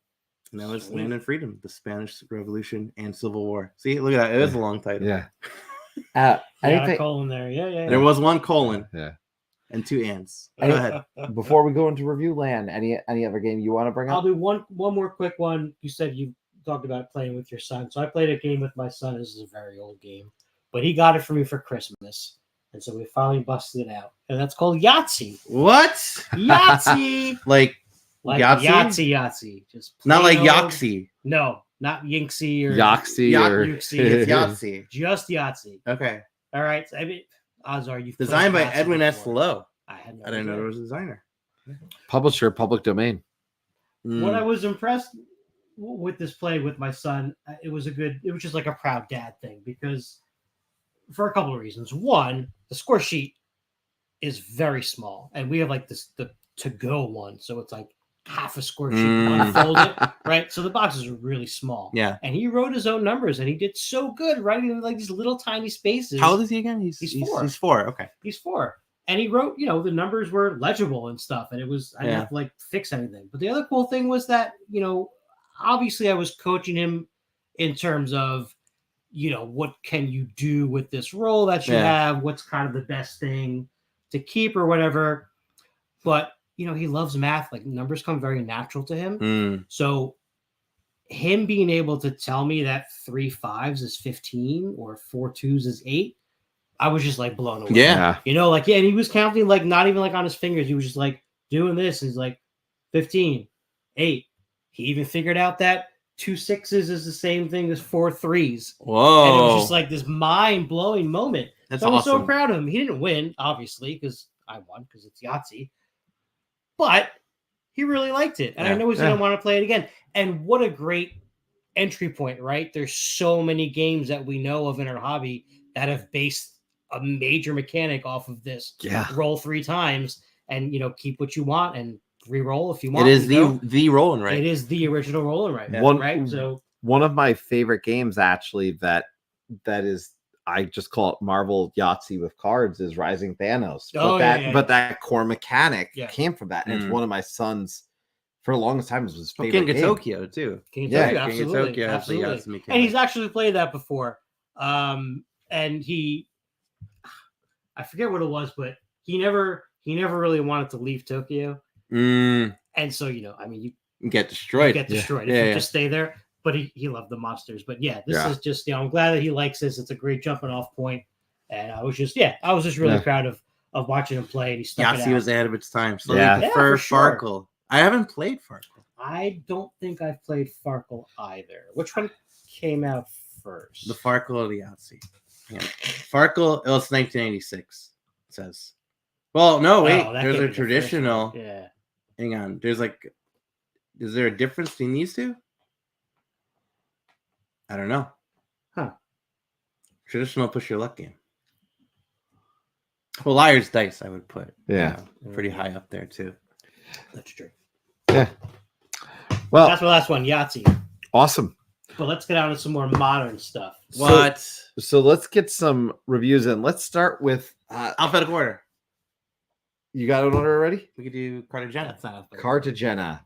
Yes. Now, this is a second version of this game, correct? No, I No. think it's like the third or fourth. Ooh. Ooh. Hang on. So Cartagena was designed by Leo Colavini in 2000. Okay? Then there's this one, Cartagena 2017, Cartagena 2, Oh, wow. The Pirate's Nest. So this is technically Cartagena Escape Diaries. That's Cartagena essentially what it is. Escape Diaries Yep. reimplements Cartagena. And this came out in 2023. Like I said, designed by Leo Colavini. Yep. Artist is Chris Quilliams. Publisher, Pretzel Games, are the people that do what's that game? Flick 'em Up. Duh. Oh. Oh, okay. And Junk Art and Men at Work. So they One know of those sticks they there. know fun little components. And let me tell you, this one's got fun little components. Oh, look, Rachel's even saying, love this. All right. Oh, wait. This is for Matt. Yeah. This is for Yahtzee. Okay. Oh, but she's also enjoyed this one too. Or maybe she's played this one. Yeah, Yeah, yeah. we're fine. Yeah, that's the whole concept. You're trying to get your pirates out of prison and onto a ship. And what's cool about this one, at least, is there's a couple of ways to do that. Yeah. Right? You don't have to go all the way through the whole board. Yeah. There's like this secret sort of exit Yeah. that you can jump on with the risk of the So, boat going down before Yeah. you get your guys because off. original Cartagena is basically gamers' Candyland, Sure. right? You have these cards that you're going to be moving, Yep. matching different spots on the board. Obviously, they're not different colors. There's different pirate symbols, right? And if there's no more pirate symbols matching on the board, you are going to just proceed into victory on the boat. And can I point out, because I played the original, or one of the, or maybe it was the second one. Cartagena. Oh, we're pronouncing it. Ay, Dios mío. Okay. Cartagena. Well, I'll say this. I had played one of the previous versions with my family because after playing this one, Yeah. and we had a good time with it, but it made me appreciate some of the different things that this game does, Mhm. because that straight through, you're right. I think that description of like gamers Candyland Yeah. or it's true. It's definitely a better experience, and my family will want to play that version again. Yeah. I will not be playing. I won't even get into why I won't play with some of the extra. There's some rules. problematic. There's some terms problematic in- terms and in rules older in it versions. that I would not be yelling. But this version adds a few cool things because you are pulling these tiles. Sometimes tiles are then going to end up covering spots on the board. Mhm. So the game speed is improved by that. It Yeah. also is allowing you to maybe jump a little farther ahead because those Yeah. spots start to get covered up. There was some major jumping. You're like, all right, I play the rum bottle symbol. Oh, there's not one here, or oh, this is all the way over here. How about that? Yeah, And all yeah. of a sudden you're way ahead.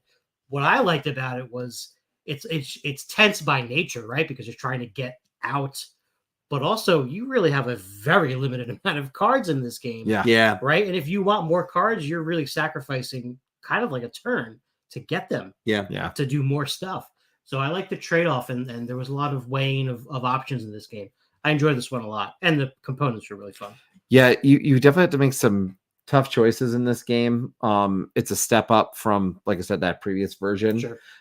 which is still fun. And I would just say that's my family had a great time with that one. But this, it stood out to me. Those new changes that they made, really like this one a lot. So let me just, on your turn, right? You're either going to be drawing cards from the market or playing cards to move through this track. And the thing about this is, if you see these boats, this is part of the new one, right? So these rafts are another way that you could escape the game.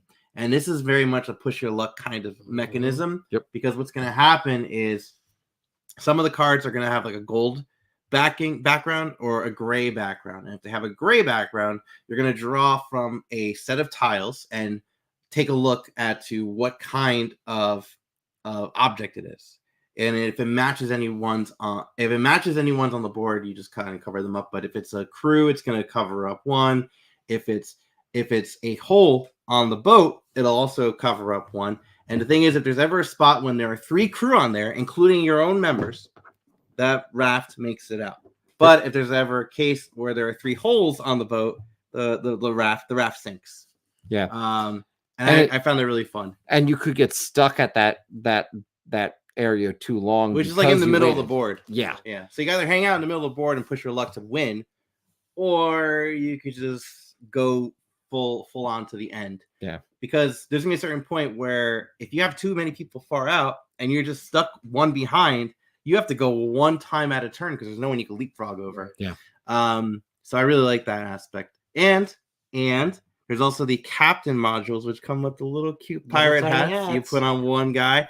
And then that particular meeple has special abilities where before, when you're drawing cards in the market, you're just taking from left to right. Right. Whereas this person kind of just decides which cards they want to take. Not only that, they could play 2 cards to make it any wild. Yeah. Which is pretty interesting too. Yeah. And not only that, there's one more thing. One wait, more. There's more. When you take cards, you have to go back a spot to the spot in the back that has at least 1 pirate in it. And but if there's 3, it's blocked off. But if there's at least 1 pirate in it, you have to go to that spot with that pirate. And based on how many pirates were already there, you're either going to draw 1 or 2 cards. Mm-hmm. So it's a matter of, you're going to lose a turn, but you got to lose a turn at the right time. Yeah, the balancing in this game was just a lot of fun. And they improved upon previous iteration, as I said, because I got to play it in a lot of major ways to make this. Right, this one comes with the pirate hats, and it comes with the rafts. Yeah, but those pieces that you're drawing out based on the way, because it's the certain color of a card. Mm-hmm. Because if you play a certain color card, you are drawing a token. Mm-hmm. That mechanic is a huge difference from the previous 2006 or whatever version. Yeah, it honestly makes a big difference. Yeah, and I can say that having played both. And the thing about this game, I was excited to pick it up, and then I wasn't excited. And here's why. Leo Colavini made a game I really, really, really enjoy, and I brought you into the fold and playing that one. It was Carolus Magnus, which later got re-implemented into Ariantis. I really love that game. And then we got to play a more recent design of his called Old London Bridge. Yep. I was very disappointed with Old London Bridge. Because it looked really cool, but it just was meh. Right. Squirrel's right. Chucky Mags. Yep. So in this game, it was like, oh my gosh, like, am I gonna like this? And then you needed to fulfill a miniature market order. So I'm like, okay, it's on sale. You can add it in. Yep. And I'm glad you did. So this game, I'm giving right now a 7-9. Okay. I really enjoyed it. And it's not at the 8 yet, but I want to play it a couple of times some more. And we played it, by the way, at 3 players. Right. And in this particular game, I think more players is going to be better for chaos, but I could be wrong. Yeah. What does it go up to? 6? It goes up to 5. Now I'm right there with you. I'm at a 7.7 for this. Nice. Yeah, I enjoyed it a lot. Yeah, I was actually right on the 8 for this. Whoa. And partially because I think that stemmed out of playing also the other version. Mm-hmm. That just those step ups, it gave it that little edge for me. Yeah. This is a solid game. Okay. It's just a solid game, and I think it'll play well with family. It'll play well with gamers. I think it fits it's a really nice area that. Yeah, I still want to play with my son. I think he would enjoy it. Yeah, but yeah. Squirrel saying that Call Dash Aboard is currently not working for him. What? Maybe there's a squirrel chewing on the wires. Hang on. Call-aboard.com. See if we can click on that one. Yeah. If you can't click on that one, I can just drop the direct link. Will you 1 do? second. Well, we do that. Or the no pressure, the no nice URL link.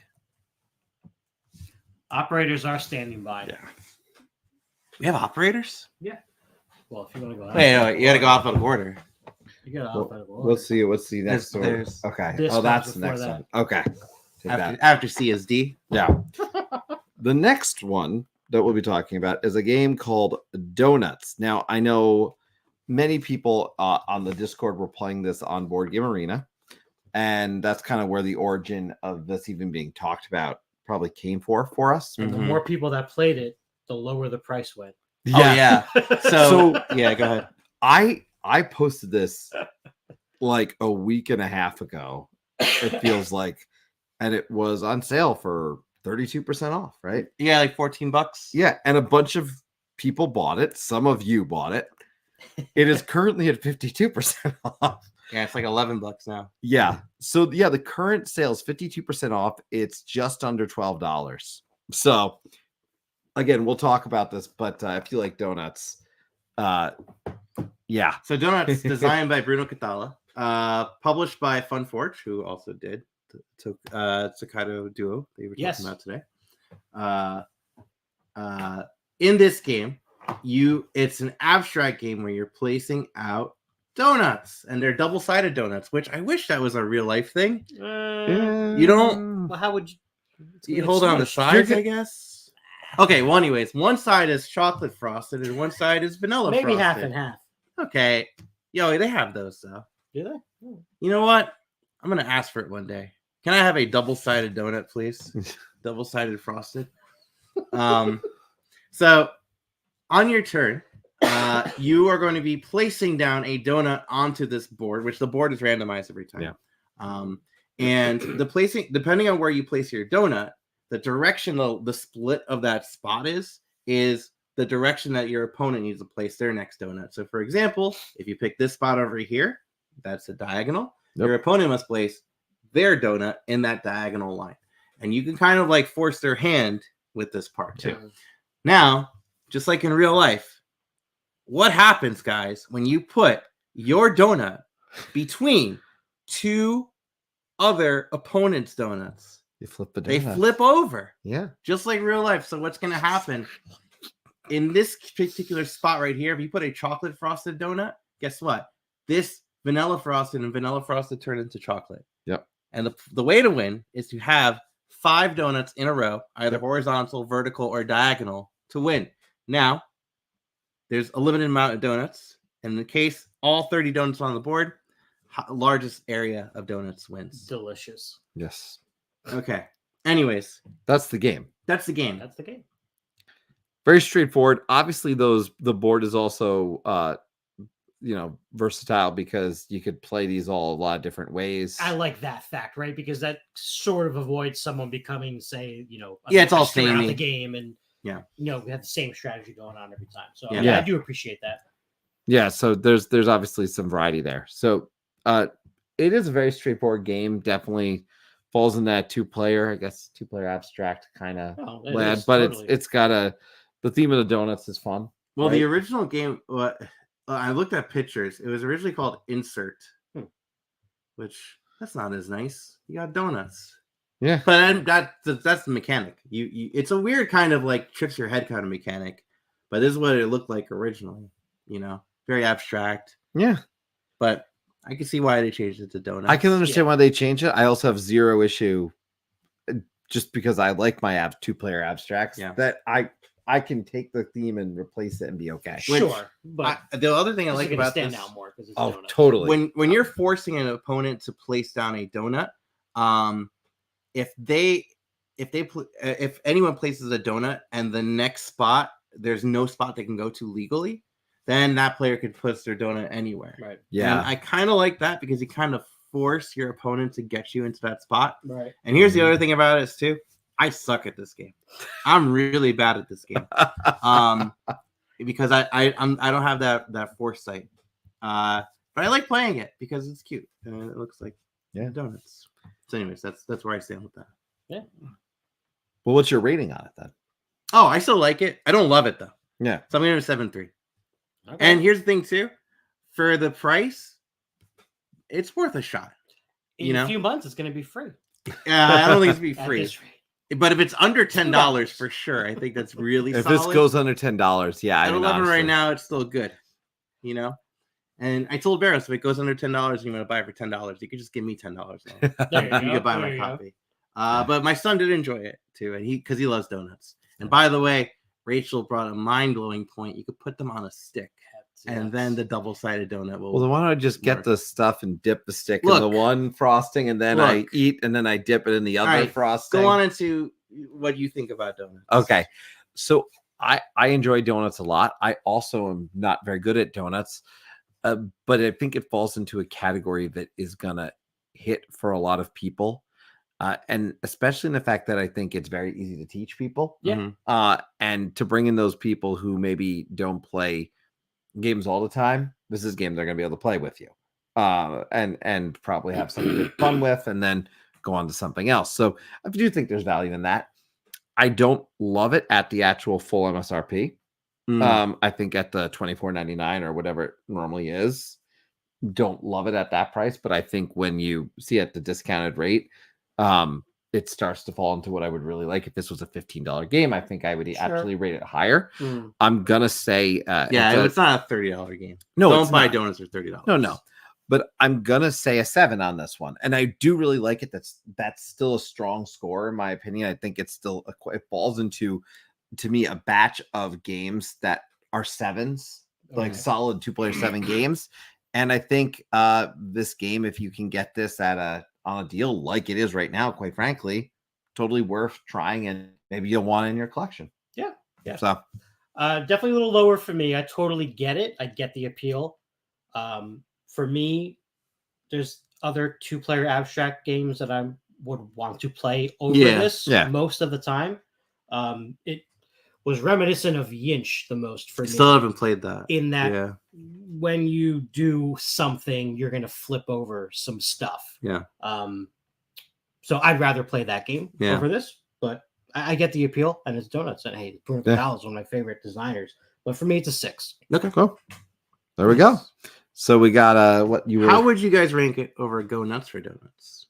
I love Go Nuts for Donuts. I like that game better. I like Donuts better. Go Nuts for Donuts is probably I'd have to know. I'm not even looking, but it's probably in that 7.5 ish range for me. I think it's like in the 6s for me. Okay. I like Go Nuts for Donuts because Go Nuts for Donuts, I love that. Oh, did you really take that moment? There's just more of this. There's an interaction level, and I can play it with more people. Obviously. So before we move on to a review, we do have a caller who did make it in. Oh, and I'm not sure if way. he made it through the call-aboard.com or the nice URL. Yeah, I want to know. URL. If you did HTTPS callaboard.com, that wouldn't work too. So maybe that's what it is. But anyways, we'll be going in 3, 2, 1. Hello, Squirrel. Hey guys, how you doing? Welcome. What's going on? Welcome. I'm gonna bounce off donuts real quick while the floor is over here. But they should bring the rate down so low, so it's like $5, and they should just give you a cloth with the board on it, and you just go and buy your own donuts. Would you rather buy a real donut or donuts? Also, the double-sided creamed donut, just get a munchkin. That's you could do a munchkin all the way over. Yeah, you could do a munchkin. Look at that. Current teacher. What are you teaching Dan right now? I'm teaching Dan. Well, I am attempting to teach Obsession just by typing stuff. So I did my full teach of Obsession by having like 13 or so text messages in Obsession while they were waiting on their turn. I should be a spectator in that. You should be a spectator, or you should just I'll come over and teach you Obsession. Yeah, I still want to play it. I got it over there. It's right over You there. have all of it. I do. I got it. You have as a not Secret just Santa. some of it. You have all. You've got a stack. I know. So. Yep. Well, what's give us a game or two, Squirrel, for this month, which is obviously important topic of what did you play? Of course. So the first one is a game from 2023 that I did not get to play before I did the top games of 2023, but I managed to get it. It was in Miniature Market. It finally showed up, and I ordered it. It came in, and I played the first chapter out of the 5, and that is the Tales of the Red Dragon Inn. Ooh. Oh, nice. Oh yeah, it's going really well so far, and I'm going to try to do this without any spoilers, but it is hilarious. However, yes, that's the one. Tales from the Red Dragon Inn. This is so they have regular Red Dragon Inn, which is just a card game where you're trying to make either someone lose the game by getting too drunk or poor, run out of money. That's just a fun party game. Then they came out with Battle for Greyport, which is a deck building game where you're cooperatively working together to defeat things that are coming after Greyport, which is the city that Red Dragon Inn takes place in. In this one, you are at the tavern, you're at the inn, and something happens and you have to go protect it. But this one's an actual dungeon crawl. So you have miniatures, you have it's one of those that comes with a do not open until it says so kind of things, and it's just a big, large paper mat that is the level that you're playing on. And so I played map 1, 2, and then the next one 3, 4, flip it over. So far, I've played the first 4 episodes, which completed chapter 1, and I'm looking forward to more. I will say this is it's a funny dungeon crawler. Like, the story is hilarious, the characters are funny, and the cards and the effects that happen are hilarious. However, this is unfortunately, in my opinion, kind of like a typical dungeon crawler. So I don't, as far as mechanics are concerned, there's nothing incredibly special about the Tales from the Red Dragon Inn. That doesn't mean I don't enjoy it. Sure. It is really, really fun. The story is the most unique part. It sounds like Yes. not yet. The mechanics themselves are obviously not what might draw you in. The art's cute in this too. case. Oh yeah, the art is hilarious. I think it's the same artist as the original games. Yeah, I was going to ask you, Squirrel, do you get to play as some of the characters from the other games? You do. You start. You have 6 choices, and you can play as any of them. And yep, I'm playing as my favorite, which is Deirdre. She's the cleric elf. But I'm also playing as the thief, and for some reason I'm forgetting his name. But I'm going to switch it up because you can switch up characters in the middle of the campaign, because as you're playing, you're just unlocking things for those characters. That doesn't mean you're necessarily playing as them. So for the entire next chapter, I'm going to play as the other 3 that I can, because the first chapter I played a specific 3, and the next one is going to be a specific 3. But that's the Tales of the Red Dragon Inn. It has a bag with chips that shows the turn order, so you pull it out, and that's the turn order. Well, I like that. Yes, I know you do with Cosmic Frog. Yeah. And if you haven't played Astro Knights, you have played Astro Knights. I have Astro Knights. I like that aspect of Astro Knights. But in this one, like, you can activate either one of those 3 monsters, and they move according to what it says and what you roll the dice. There's a die that you roll for each of them, and that dictates what actions and what movements they do when they activate. So nothing incredibly special, nothing incredibly unique, but still an overall fun one so far. Nice. Cool. Dr. J said he wants to play it. And Yep. by the way, so man who does not look like camel said that man does not look like squirrel. I'm just pointing that out. Yeah, I was about to say, like, it doesn't exactly look like a camel. I think he was asking for that though. Yeah, he was, I'm sure. Send him a Bible game. Hey. No way. I watched it play Through the Ages last night. Yeah. Yeah. By the way, I would say to him, I know he's been doing some of his own stuff, so I want to say congratulations, by the way, to you. And obviously, we looking forward to seeing you drop more of those links in our promo section on the Discord. Yeah. Definitely gonna try and jump in when I can. It's always exciting to see our community also and the content that they create. Yeah. So, But enough about that community member. Let's get back to this squirrely one over here. Give me another one. Hit me up. Sure.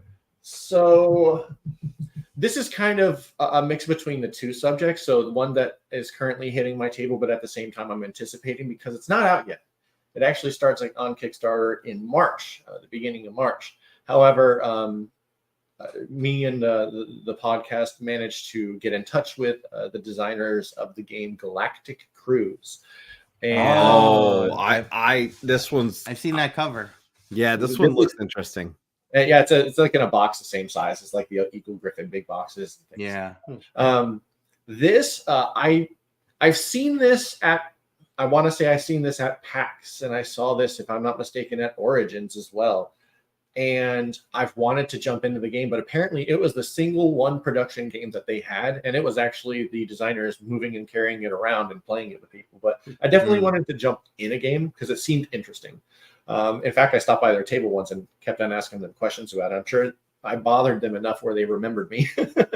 But we managed to get onto Tabletop Simulator, and the designers taught us the game, and we managed to play quite a few rounds. And I will say, this has almost immediately jumped into either my number one or number two most anticipated game that's coming out this year. Wow. Well, that's coming to crowdfunding. I'm not 100% sure when it's actually going to be fulfilled or delivered, but this is definitely a me kind of game. It's point salady. It's really fun. It's really interesting. There's a couple different pictures that you can look at, but if you had one that focused on the board, on the player boards or the main board, the main board for now. Right here. That's it right there. I mean, it's not filled with anything. Let's put it that way. But like all the actions that you do are based on those 6 like bluish light background spots on the game board. And you can do 2 actions on your turn. You can either do the same. There's 2 actions on each of those light blue areas as well. And you can do like 1 of each. You can do 2 of the same. But at the same time, if you develop technologies, you take your technology gear off of your player board and you can put it on this board. You can either put it towards an ongoing benefit that's going to be in cards at the top of the board right there, or you can put it in those in-between spots between the light blue areas, and that'll allow you to access so that if you place your worker placement, it's worker placement. If you place your guy there, you can do one of your actions as the action of this adjacent spot. So eventually you will be able to unlock almost everything on the board if you would like to, or you can go with the ongoing route. Either way, there's a bunch of actions that you can do. You can start setting up a cruise. Like you can have someone like advertisements go out. And when that happens, you're going to start bringing in people, like in airlines, you can, check people into this cruise and set them up. And so that when the cruise is ready to go, they get on your ship and they go out to all sorts of different planets, like a relaxation planet or a family-oriented planet or an adventure planet, things like that. And so you're building up these ships, and you're building up a specific kind of ship based on what kind of a cruise that you want those people to go in, and that's going to give you points. You're trying to obviously get all these points, but it's definitely a point salad Euro where there's all sorts of moving parts, and you eventually have to puzzle them together. It's not a puzzle game. It's just a lot of moving parts, and you have to complete this, then this, then this, then this, and this, in any order that you want until you're ready to send everybody out to these planets and enjoy their vacation and give you lots of money. So, what's the weight from your? What was the weight from your experience with this? Okay. Although there's a lot of things that you can do, you all have played Darwin's Journey. I would say it has almost a similar weight to that, where after you play a couple of turns and figure out and realize what's going on, all you're trying to figure out at that point in time is the strategy of it, and you go from there. This is definitely a game that's going to take a couple of plays to fully not immerse you, because it's going to immerse you immediately, but it's going to take you a couple of places before you start understanding and getting the strategy of it and start coming up ideas. Things are all different all the time, and there's all sorts of different cards or different technologies that come out. So it's going to variably change. But I would say it's in probably the same weight. So according to BGG's weight, I'm probably going to say it's somewhere between 3 and 4. Okay. probably closer to probably in the middle of that. So probably 3.5 ish. Let's see. We'll They find out. think it's a 388. Okay. Okay. What is That's fair enough. what do they put the Darwin's journal at? I'm gonna guess 3.5. If I had to guess 3, 3.5. I would guess. I'm going to take a guess at 3.66. That's my guess. All right. Are we doing prices right? Yeah. 3.85. So close. There you go. The comparison's right there. 3.85, 3.8. Yeah. This Yeah, guy. I didn't even compare it. Apparently, they were only 0.03 away from each other. It's kind of crazy. Yeah. Pretty close. So, tell us, what are you guys doing on Level Up Board Game Podcast? Well, the latest episode had to do with the Veil of Eternity. So you can hear that episode and hear our thoughts on it. That's a 2023 game that's on BGA if you haven't played it yet. Mm-hmm. Nice, simple kind of collection game. It's more an engine building, even though the mechanics don't show it that. But if you want to hear more about that, you can listen to our episode. I have no idea, no clue what tomorrow's episode is. Not gonna lie, that was done by the co-hosts and the creators themselves. And however, I believe I'll be in one of the next episodes, and I'm probably going to talk about the Level Up Retreat, which I'm going to starting on Friday. So if anybody in the Jersey area is going to the Level Up Retreat, I'll be there. Nice. Find me. We'll play something. We'll do something. But yeah, we're still going strong. Awesome. Awesome. Well, you made it. You started a new streak. So You start a new streak. Now Tyler has to hold on to his streak. Yeah. all right. Well, thank you, Squirrel. You have a great night, and we're gonna jump back into wrap up some reviews, I guess. Yeah. So You Thanks, just bro. take care. Thank you. have a good night. Awesome. That's cool. What do we have next? Everything. Everything ever. The party game you've been preparing for your whole life. So Everything Ever was a review copy given Yep. to us by Floodgate Games, designed by Nathan Thornton, and art by Danielle Deli. And Nathan and Danielle have are one of probably the first 10 episodes of Creators Corner. Oh, okay. Yeah, they both were. Yeah, they were both. I had a wonderful conversation on them Mhm. with them before I think about Medium at the time. Yeah. So So the tagline makes sense because every card in this game is every blank. So it's like name every kind of hat, every magazine, every TV show with the word show in the title, everything that has a horn, every dance, every dog. You get the idea. Yep. yes, And there's tons of cards. So many. I mean, Like that. Yeah, it's lots and lots of tons and tons of cards. And what you're going to be doing is you're going to be going through this deck, just trying to name different things. Like if you see, every captain, you can be like Captain Kirk, right?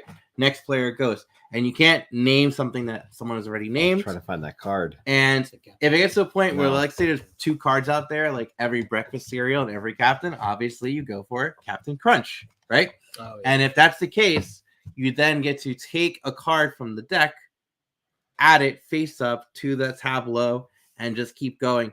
And it'll get to a certain point when all of those cards are gone, the game is over, and the player who has the most amount of penalties loses, and penalties wins. And I love the fact that there's a chance in this to say you're out of order. This is cool, yeah. So you give someone a yellow card or a red card, which is really funny. So the judges are actually dependent on the players themselves. Yeah.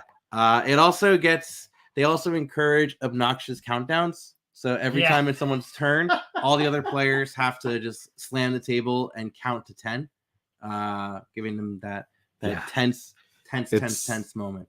Yeah, and it's a game that I got to play with a smaller amount of people, but then when the big group, and this was at PAX Unplugged, I'll tell you, and this is just from watching it because I was doing, I forget what I was doing at the time, but I was sort of joining in, but also kind of watching the whole experience when there was like 10 or 11 or 12 people playing this at our con within the PAX Unplugged. Mm-hmm. The chaos of it was just honestly one of the most fun things to watch. Yeah. And chaos, I think, is the best word to describe what I was watching. So there is the chaotic, crazy amount of people. You could put a lot of people into it too. And then I think I actually like it at 4. Okay. Like a smaller kind of group, I think it's better because it gets too chaotic and too. It was nuts. It was fun to watch. Like I said, at You that. only have 10 seconds to give. You only have 10 seconds, right? There's 250 cards in this box. That's awesome. Now you played it with your family as well. I did. And I will say this: the other thing, and we have not got to do this, is we can combine this game with medium. Yep. With green team wins. With green team wins, we have all of them. Yeah. And so it's something I would like to do. Yeah, there's a special rule set where you can combine everything ever green team wins and medium all in one, which I think is on the back of that rule book. Yeah. So going back to it though, this game as itself, you've played this game many times. Like Tapple is very similar, right? Where you're naming stuff and you're trying not to name something like there's restrictions as to what you can name. Right. This one is very loose for sure. Like the other players are judges and they kind of encourage you to kind of be loose about it, which I do like. I do like that aspect for sure. When I play with my family, both games were radically different because of the cards that just ended up coming out. Sure. Yeah. It got to a certain point where there was it was like famous world leaders and like famous criminals. And no. It got to a point where there were so many cards. So we flew through that deck without any penalties. The other game didn't really have that going on for it. What's interesting too is you get to start off with I think 3 or 4 cards in your hand. Yeah. And then you could choose to replace one of the cards there face up. And it gets to a point where someone takes penalty cards they might take from that whole pile. So because of that, right, it can go all over the place based on the cards that do come out. And I don't know if I like that, to be perfectly honest. And the thing is, I have played the other 2 games. And I play medium. I played green team wins. And I feel like everything ever's biggest fault is it is not medium and it is not green team wins. You know what I mean? Like it's part of a trilogy and it's going to be compared in that trilogy. Sure. You know? That's fair. So I still liked it though. What did I give it? Yeah. So I still liked enough to give it I gave it a 6/6. Okay. Because there's so many party games out there. Yeah. I feel like everything ever. Very crowded space for sure. What the best part about everything ever is that the cards feel like they come with everything ever. And I could proxy those cards in other games. Right. So I love that part about everything ever. Yeah, and for me, it was just short of a 7. It was a 6.9 for me, and I want it to be a 7. It still could be a 7. I still feel like I would like to try this at different player counts myself. I feel like I felt comfortable enough saying it's just short of a 7 for me. Yeah, I like green team wins better personally. And that's the problem. Green team wins is so amazing. I think green team wins is easy enough that I can play with anyone. It could turn into a not safe for work game. It could be a family friendly game. It's so versatile in that way. And this game is versatile in a different way. I may eventually pop this into the 7 range. But the thing is, the crowd mentality in green team wins is so much better, in my opinion, than everything ever won. Right. Yeah. Which is why you prefer this at lower number and the other one. Yeah, because I feel like green team wins. Like it's exciting to be on the green. Well, team. Squirrel's right. Squirrel commented in the group. It was hard to hear. There's probably repeats. So you're right in the point. I would like to try this. I actually would like to do this with like 5 to 6. Yeah, because I wonder if that actually might be the happy medium for it. I also would like to try the combined game. Yeah. But yeah, when it comes down to it, I enjoyed everything ever. Like I said, a little short of a 7. And I'm wondering if I play that with maybe the 5 to 6 range, if that bumps it up for me. Right now, I'm going to put it at 6.9. But I think I'm right in the middle. What'd you say? 6.6? Yeah. Yeah, 6.7. Yeah. There you go. Yeah. That's everything ever. I think a lot of people are going to really like this game, and I honestly think because I will say because of the cards in the box, that's the best part. Like, and honestly, if you can get it at a cheaper price, like that's great. I think, and like I said, I definitely want to try the combined one. So that was everything ever, designed by Nathan Thornton, published by Floodgate Games, and it was a review copy given to us by the publisher. Correct. What do we got next? Next up is another review copy given to us by the publisher. And that was the 2021 release of Heads Will Roll. Yes. Designed by Matt Fantastic, publisher It's a Killjoy. fantastic name. Matt Fantastic. Yes. You gonna bring that one? No, it's not physically with me. Because We it's don't so have any more big. pictures of it? How are there no pictures of it? Oh, boy. All right. Don't worry about it. We could just describe it. Go ahead and describe it. So this It's is heavy metal pieces. there are I'll essentially find more pictures while you look online. There are heavy metal pieces in this game. There's these different skulls. There's a shield, and the other piece is technically it's a shield, and the other piece. Why am I not remembering what? Or it's like a treasure chest. It's like a treasure. There's a treasure chest. There's a shield. They're not like D6s by any means. They're very Yes. oblong. Here, not this is I got even it. shapes. I got pictures. Oh, there you go. perfect. There Oh, you go. that is From that their is. Kickstarter. Now, let me point out, this is a game. It is a flicking game. So when we had the opportunity for some games, for some review copy, I had picked a flicking game because I want to try this. It had this. It really was a very heavy metal. Yeah. Comes in a small little portable bag, which is Which you ironic that I should have brought it. But all that said, you are going to actually be flicking flicking that shield and trying to hit the treasure chest. Yeah. But what's going to happen is you're going to actually chuck these onto the table. Yeah, it is a shield. Yeah. You're going to chuck these onto the table, and based on where everything lands, you are going to be flicking it through the different colored pieces there. So you've got those kind of skulls that you've got the skulls, and then you've also got those like bronze ones as well. Yeah. And you're going to get points for flicking through. More point you can, as long as you Flicking flick through them like a soccer goal. like a soccer goal. Yeah, Yeah. There's a game I think that people have played similar to this with coins, right? Right. Where you just drop the coins on the table and try to hit them through. But you're going to get more points for going through this. There's more points for going through the skulls, 2 points there, and then ultimately you're only going to collect the points at the end Right. if you're able to connect and flick into the treasure chest itself.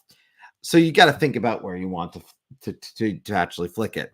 It's not designed to be a complicated game. It's designed to be a quick grab it out and throw it. Well, we played But- a ton Yes. at PAX, like multiple times. And it's not, but it was not. I'm not also first and foremost. I don't claim to be good at the whole flicking games to begin with, but it was an interesting experience to kind of travel, and it was played a lot because it was so easy. I was just kind of bringing it around. Yeah. I know Squirrel in the chat had played it.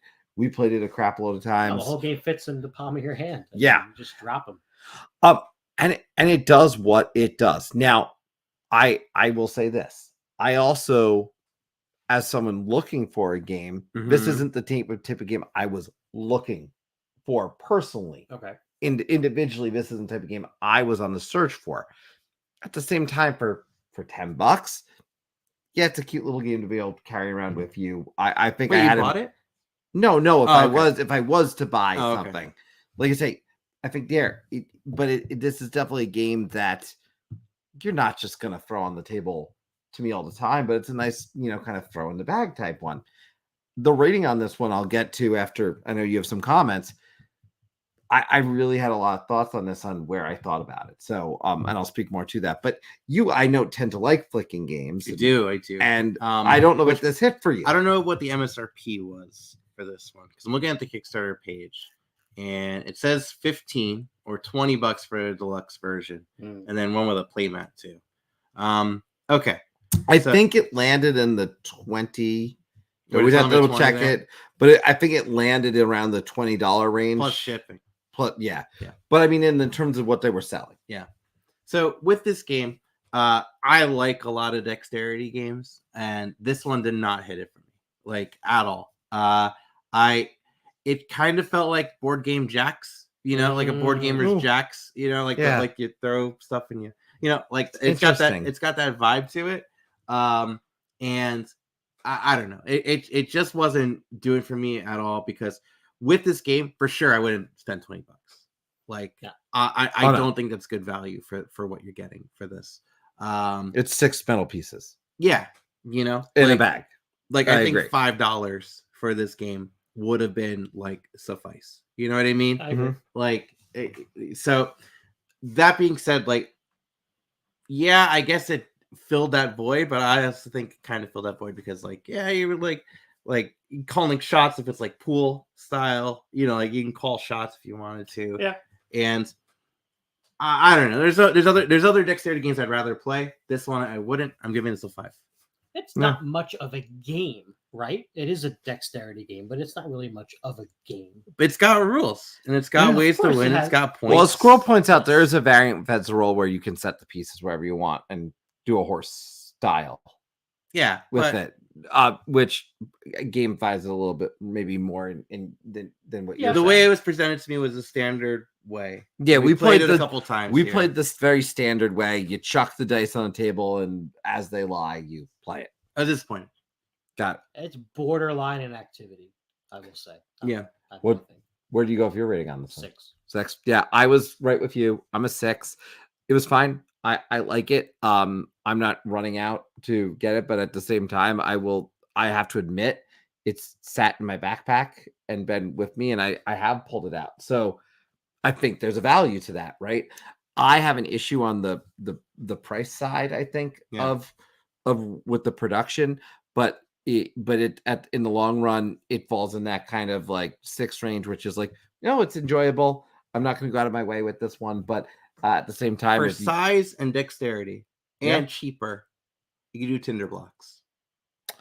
Tinder blocks is enjoyable. Tinder blocks comes in a nice tin. MSRP is like $15, and I still think Tinder blocks is too much money. Yeah, I still think Tinder blocks too much money. To my point, a lot of these games, the price plays a part because as we're doing this, we are going to be very fair with you about the fact that we know this isn't a $5, and I will say, and I know it's a very different game, but I also can never get in my head that like I can get a roll and print it out on a piece of paper for $5 that packs all this punch now. And I think that affects the way I think about this type of thing. But like I say, as a 6, I think, I actually like that description of Squirrel. Great game for an end of day ruckus fun.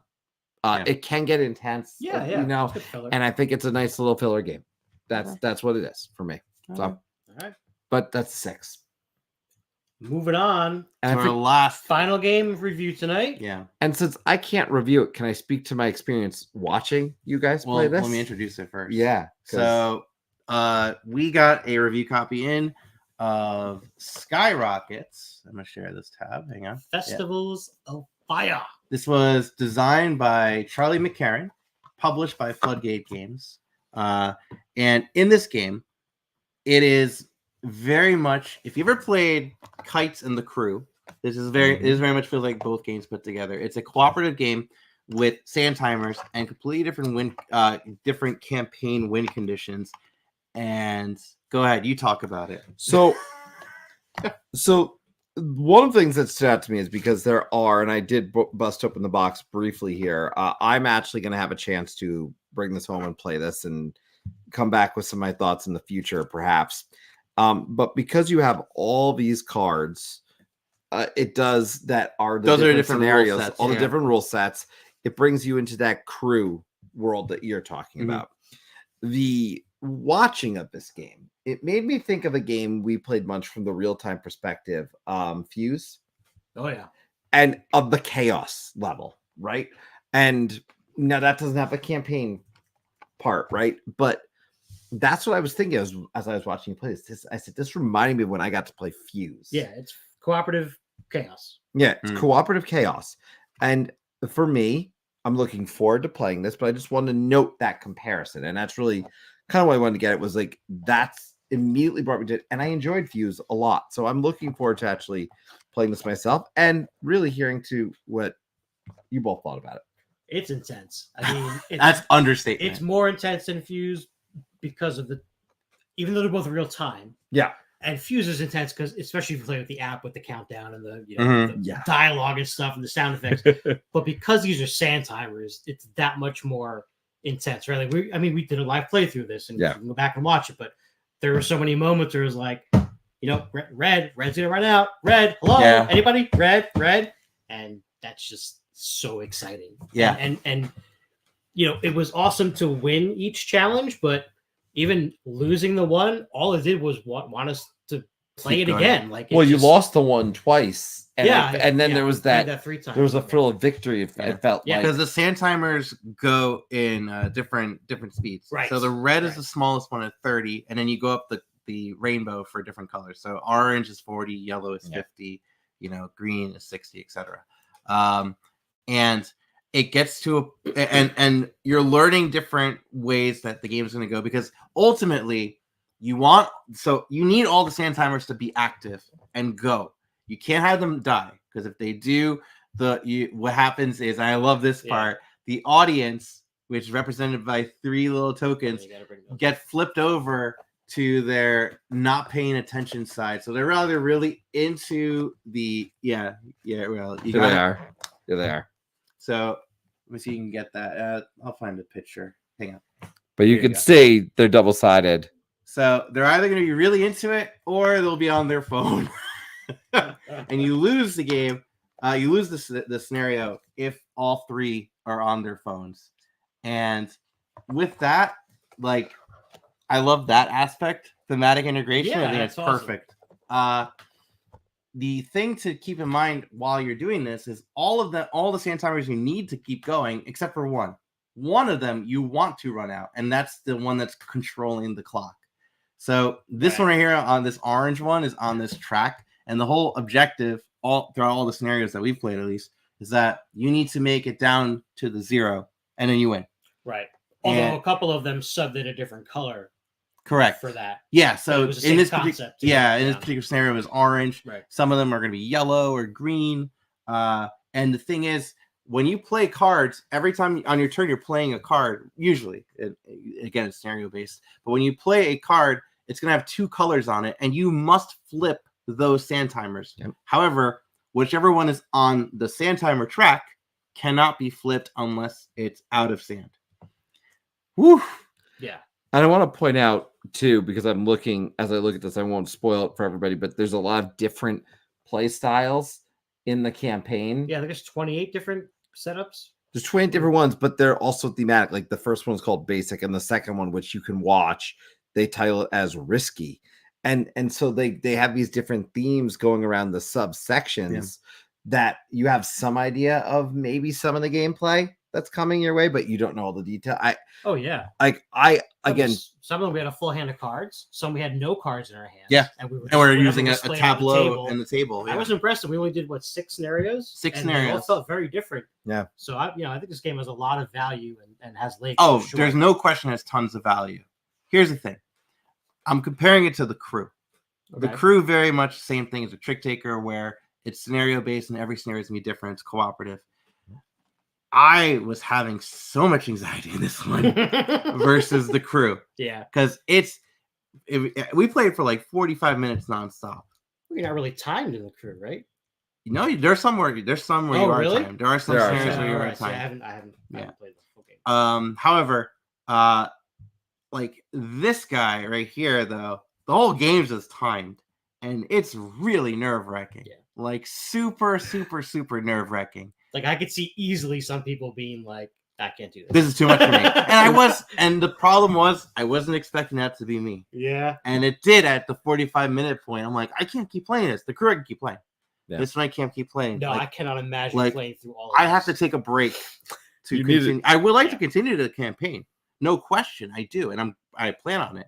But not in all one sitting. Rachel, by the way, saying I think 2 to 3 players is enough. 4 is too many because someone will rely on others to lead them in the rules. Yeah, I do. There could be quarterbacks. I did like your play count from watching, and again, I'm just talking about observations. I'm not rating any. Just the more hands you add to the game, the more I think you run the risk of. I really think 2 is going to be the sweet spot, though. 2 would be cool because there would be a lot more. And I intend to test this at 2 and 3, and I'm looking forward to it because I was wondering about 2. Yeah, it does seem like a game like with 2. This is going to play really strong. Yeah. So. And I think the MSRP on this is 30 or 25, and I think it's fine for that price. I think it is because not only are there so many scenarios, but think about it as a video game where you can play through a level and try to get the perfect score, right? Like, we could have replayed any of those, because I don't think we got. Did we get all 3 stars in any of the ones Some of that them we played? did. We did. Yeah. There was a You know, point there's where we There's did. going back and trying to get a better score too. So tons of value. I think this is a big hit. And the other thing the other thing I want to bring up too, there is a lot of value with this. But you don't need to start at the very beginning. Yeah. You could just, when we play again, we're gonna start at scenario 7. Yeah. So I like that a lot. Yeah. You know, it's not really like legacy style, and you don't have to worry about the same people. You can just be like, all right, let's pick it up. But you could pick it up and also, once you've played through, go back to a scenario and just say, I really like this style. Like the Tableau one was really neat to me. But what I will make sure to do is that I put the link, just so people know, we'll put the link once these videos finish up. About 24 hours later, I'm able to add the stuff at the end and recommended videos, and I'll make that one of the recommended videos for this. So if you do watch this, it's going to go. You have that option pretty quickly after to go check that out, because I do think you should watch it. It was fun. At one point, the table was shaking and the camera was moving, and the camera, yeah. And then, the thing was, so we were ready to just do it like a normal stream. We were ready to do like a normal stream. That did not happen. Then we can't really control the chat while it's going on, so we were like, "Hey, Barros, I know you're not on the stream, but can you control this?" Well, I was originally going to be playing, and then life happened. Yeah. And I was at home, and it was like 5 minutes before, and you asked me. Thank goodness. Yeah, it turned out right. So, but I'm intrigued. So it looks like you had a good time. You also mentioned the anxiety of it. Where does it fall for you rating wise? 7-7. 7-7. 7-8. 7-8. Yeah. Strong. Very strong. Yeah. And I could see it going higher. Probably not higher than an 8, but I could see it going higher. I mean, unless there's some really crazy level design in this, which there could be. There's 30 different scenarios, and they cover a lot of different mechanics. I'm very impressed with how different they were already. Yeah. And that was Skyrockets. So check out our live play of that, and also plan to have Charlie on. Yeah. For Creators Corner as well. Yes. So that's the number one that we're gonna have. So you'll get to hear more from him. And again, that's 2 from Floodgate. Yeah. So you heard about 2 games from Floodgate. That was Everything Ever and Skyrockets Festival and Fire. And thank you again to Floodgate Games for those. Really appreciate that. Mm-hmm. And again, that was all from PAX Unplugged. So excellent.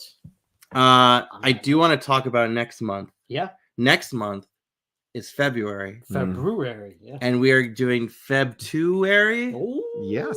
We're focusing on 2-player games. Are we doing a top 10 list? We might be. Yeah. We might be. Well, we're probably going to do a top 10 list, but I don't know if it's going to be just straight up 2 players or maybe a little sprinkle of something else in there. Yeah. Well, there'll be something fun thematic with 2-player related. But 2-player games, certainly. Starting with next week, where we are going to be doing my favorite game from PAX Unplugged, Snapships Tactics. Awesome. 2-player Lego style, X-Wing style. Build them, fly them, smash them. Yeah. Which, yeah. Oh, smash them. Yeah, you're right. You know, I don't know if any toy company is watching this, but for real, bring back the Incredible Crash Dummies. That was literally the best toy line, and turn into a board game. I would be ready.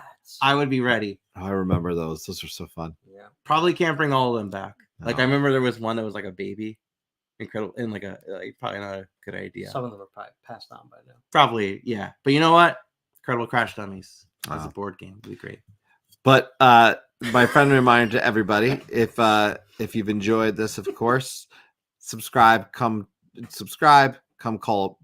into call aboard in the future. Be our next first time caller. Yeah. We got a streak going. Tell your friends. Tell your friends, yes. And if you want to be part of our Discord family, certainly we will make sure we include those links as we do in the show notes and as we do in the chat from time to time, or just make a comment that you'd like to join the Discord and we'll make sure you get the link. But on that note, guys, this has been Call Aboard. Thanks for being here. And oh my gosh, that was weak. Better. Have a good night, everybody.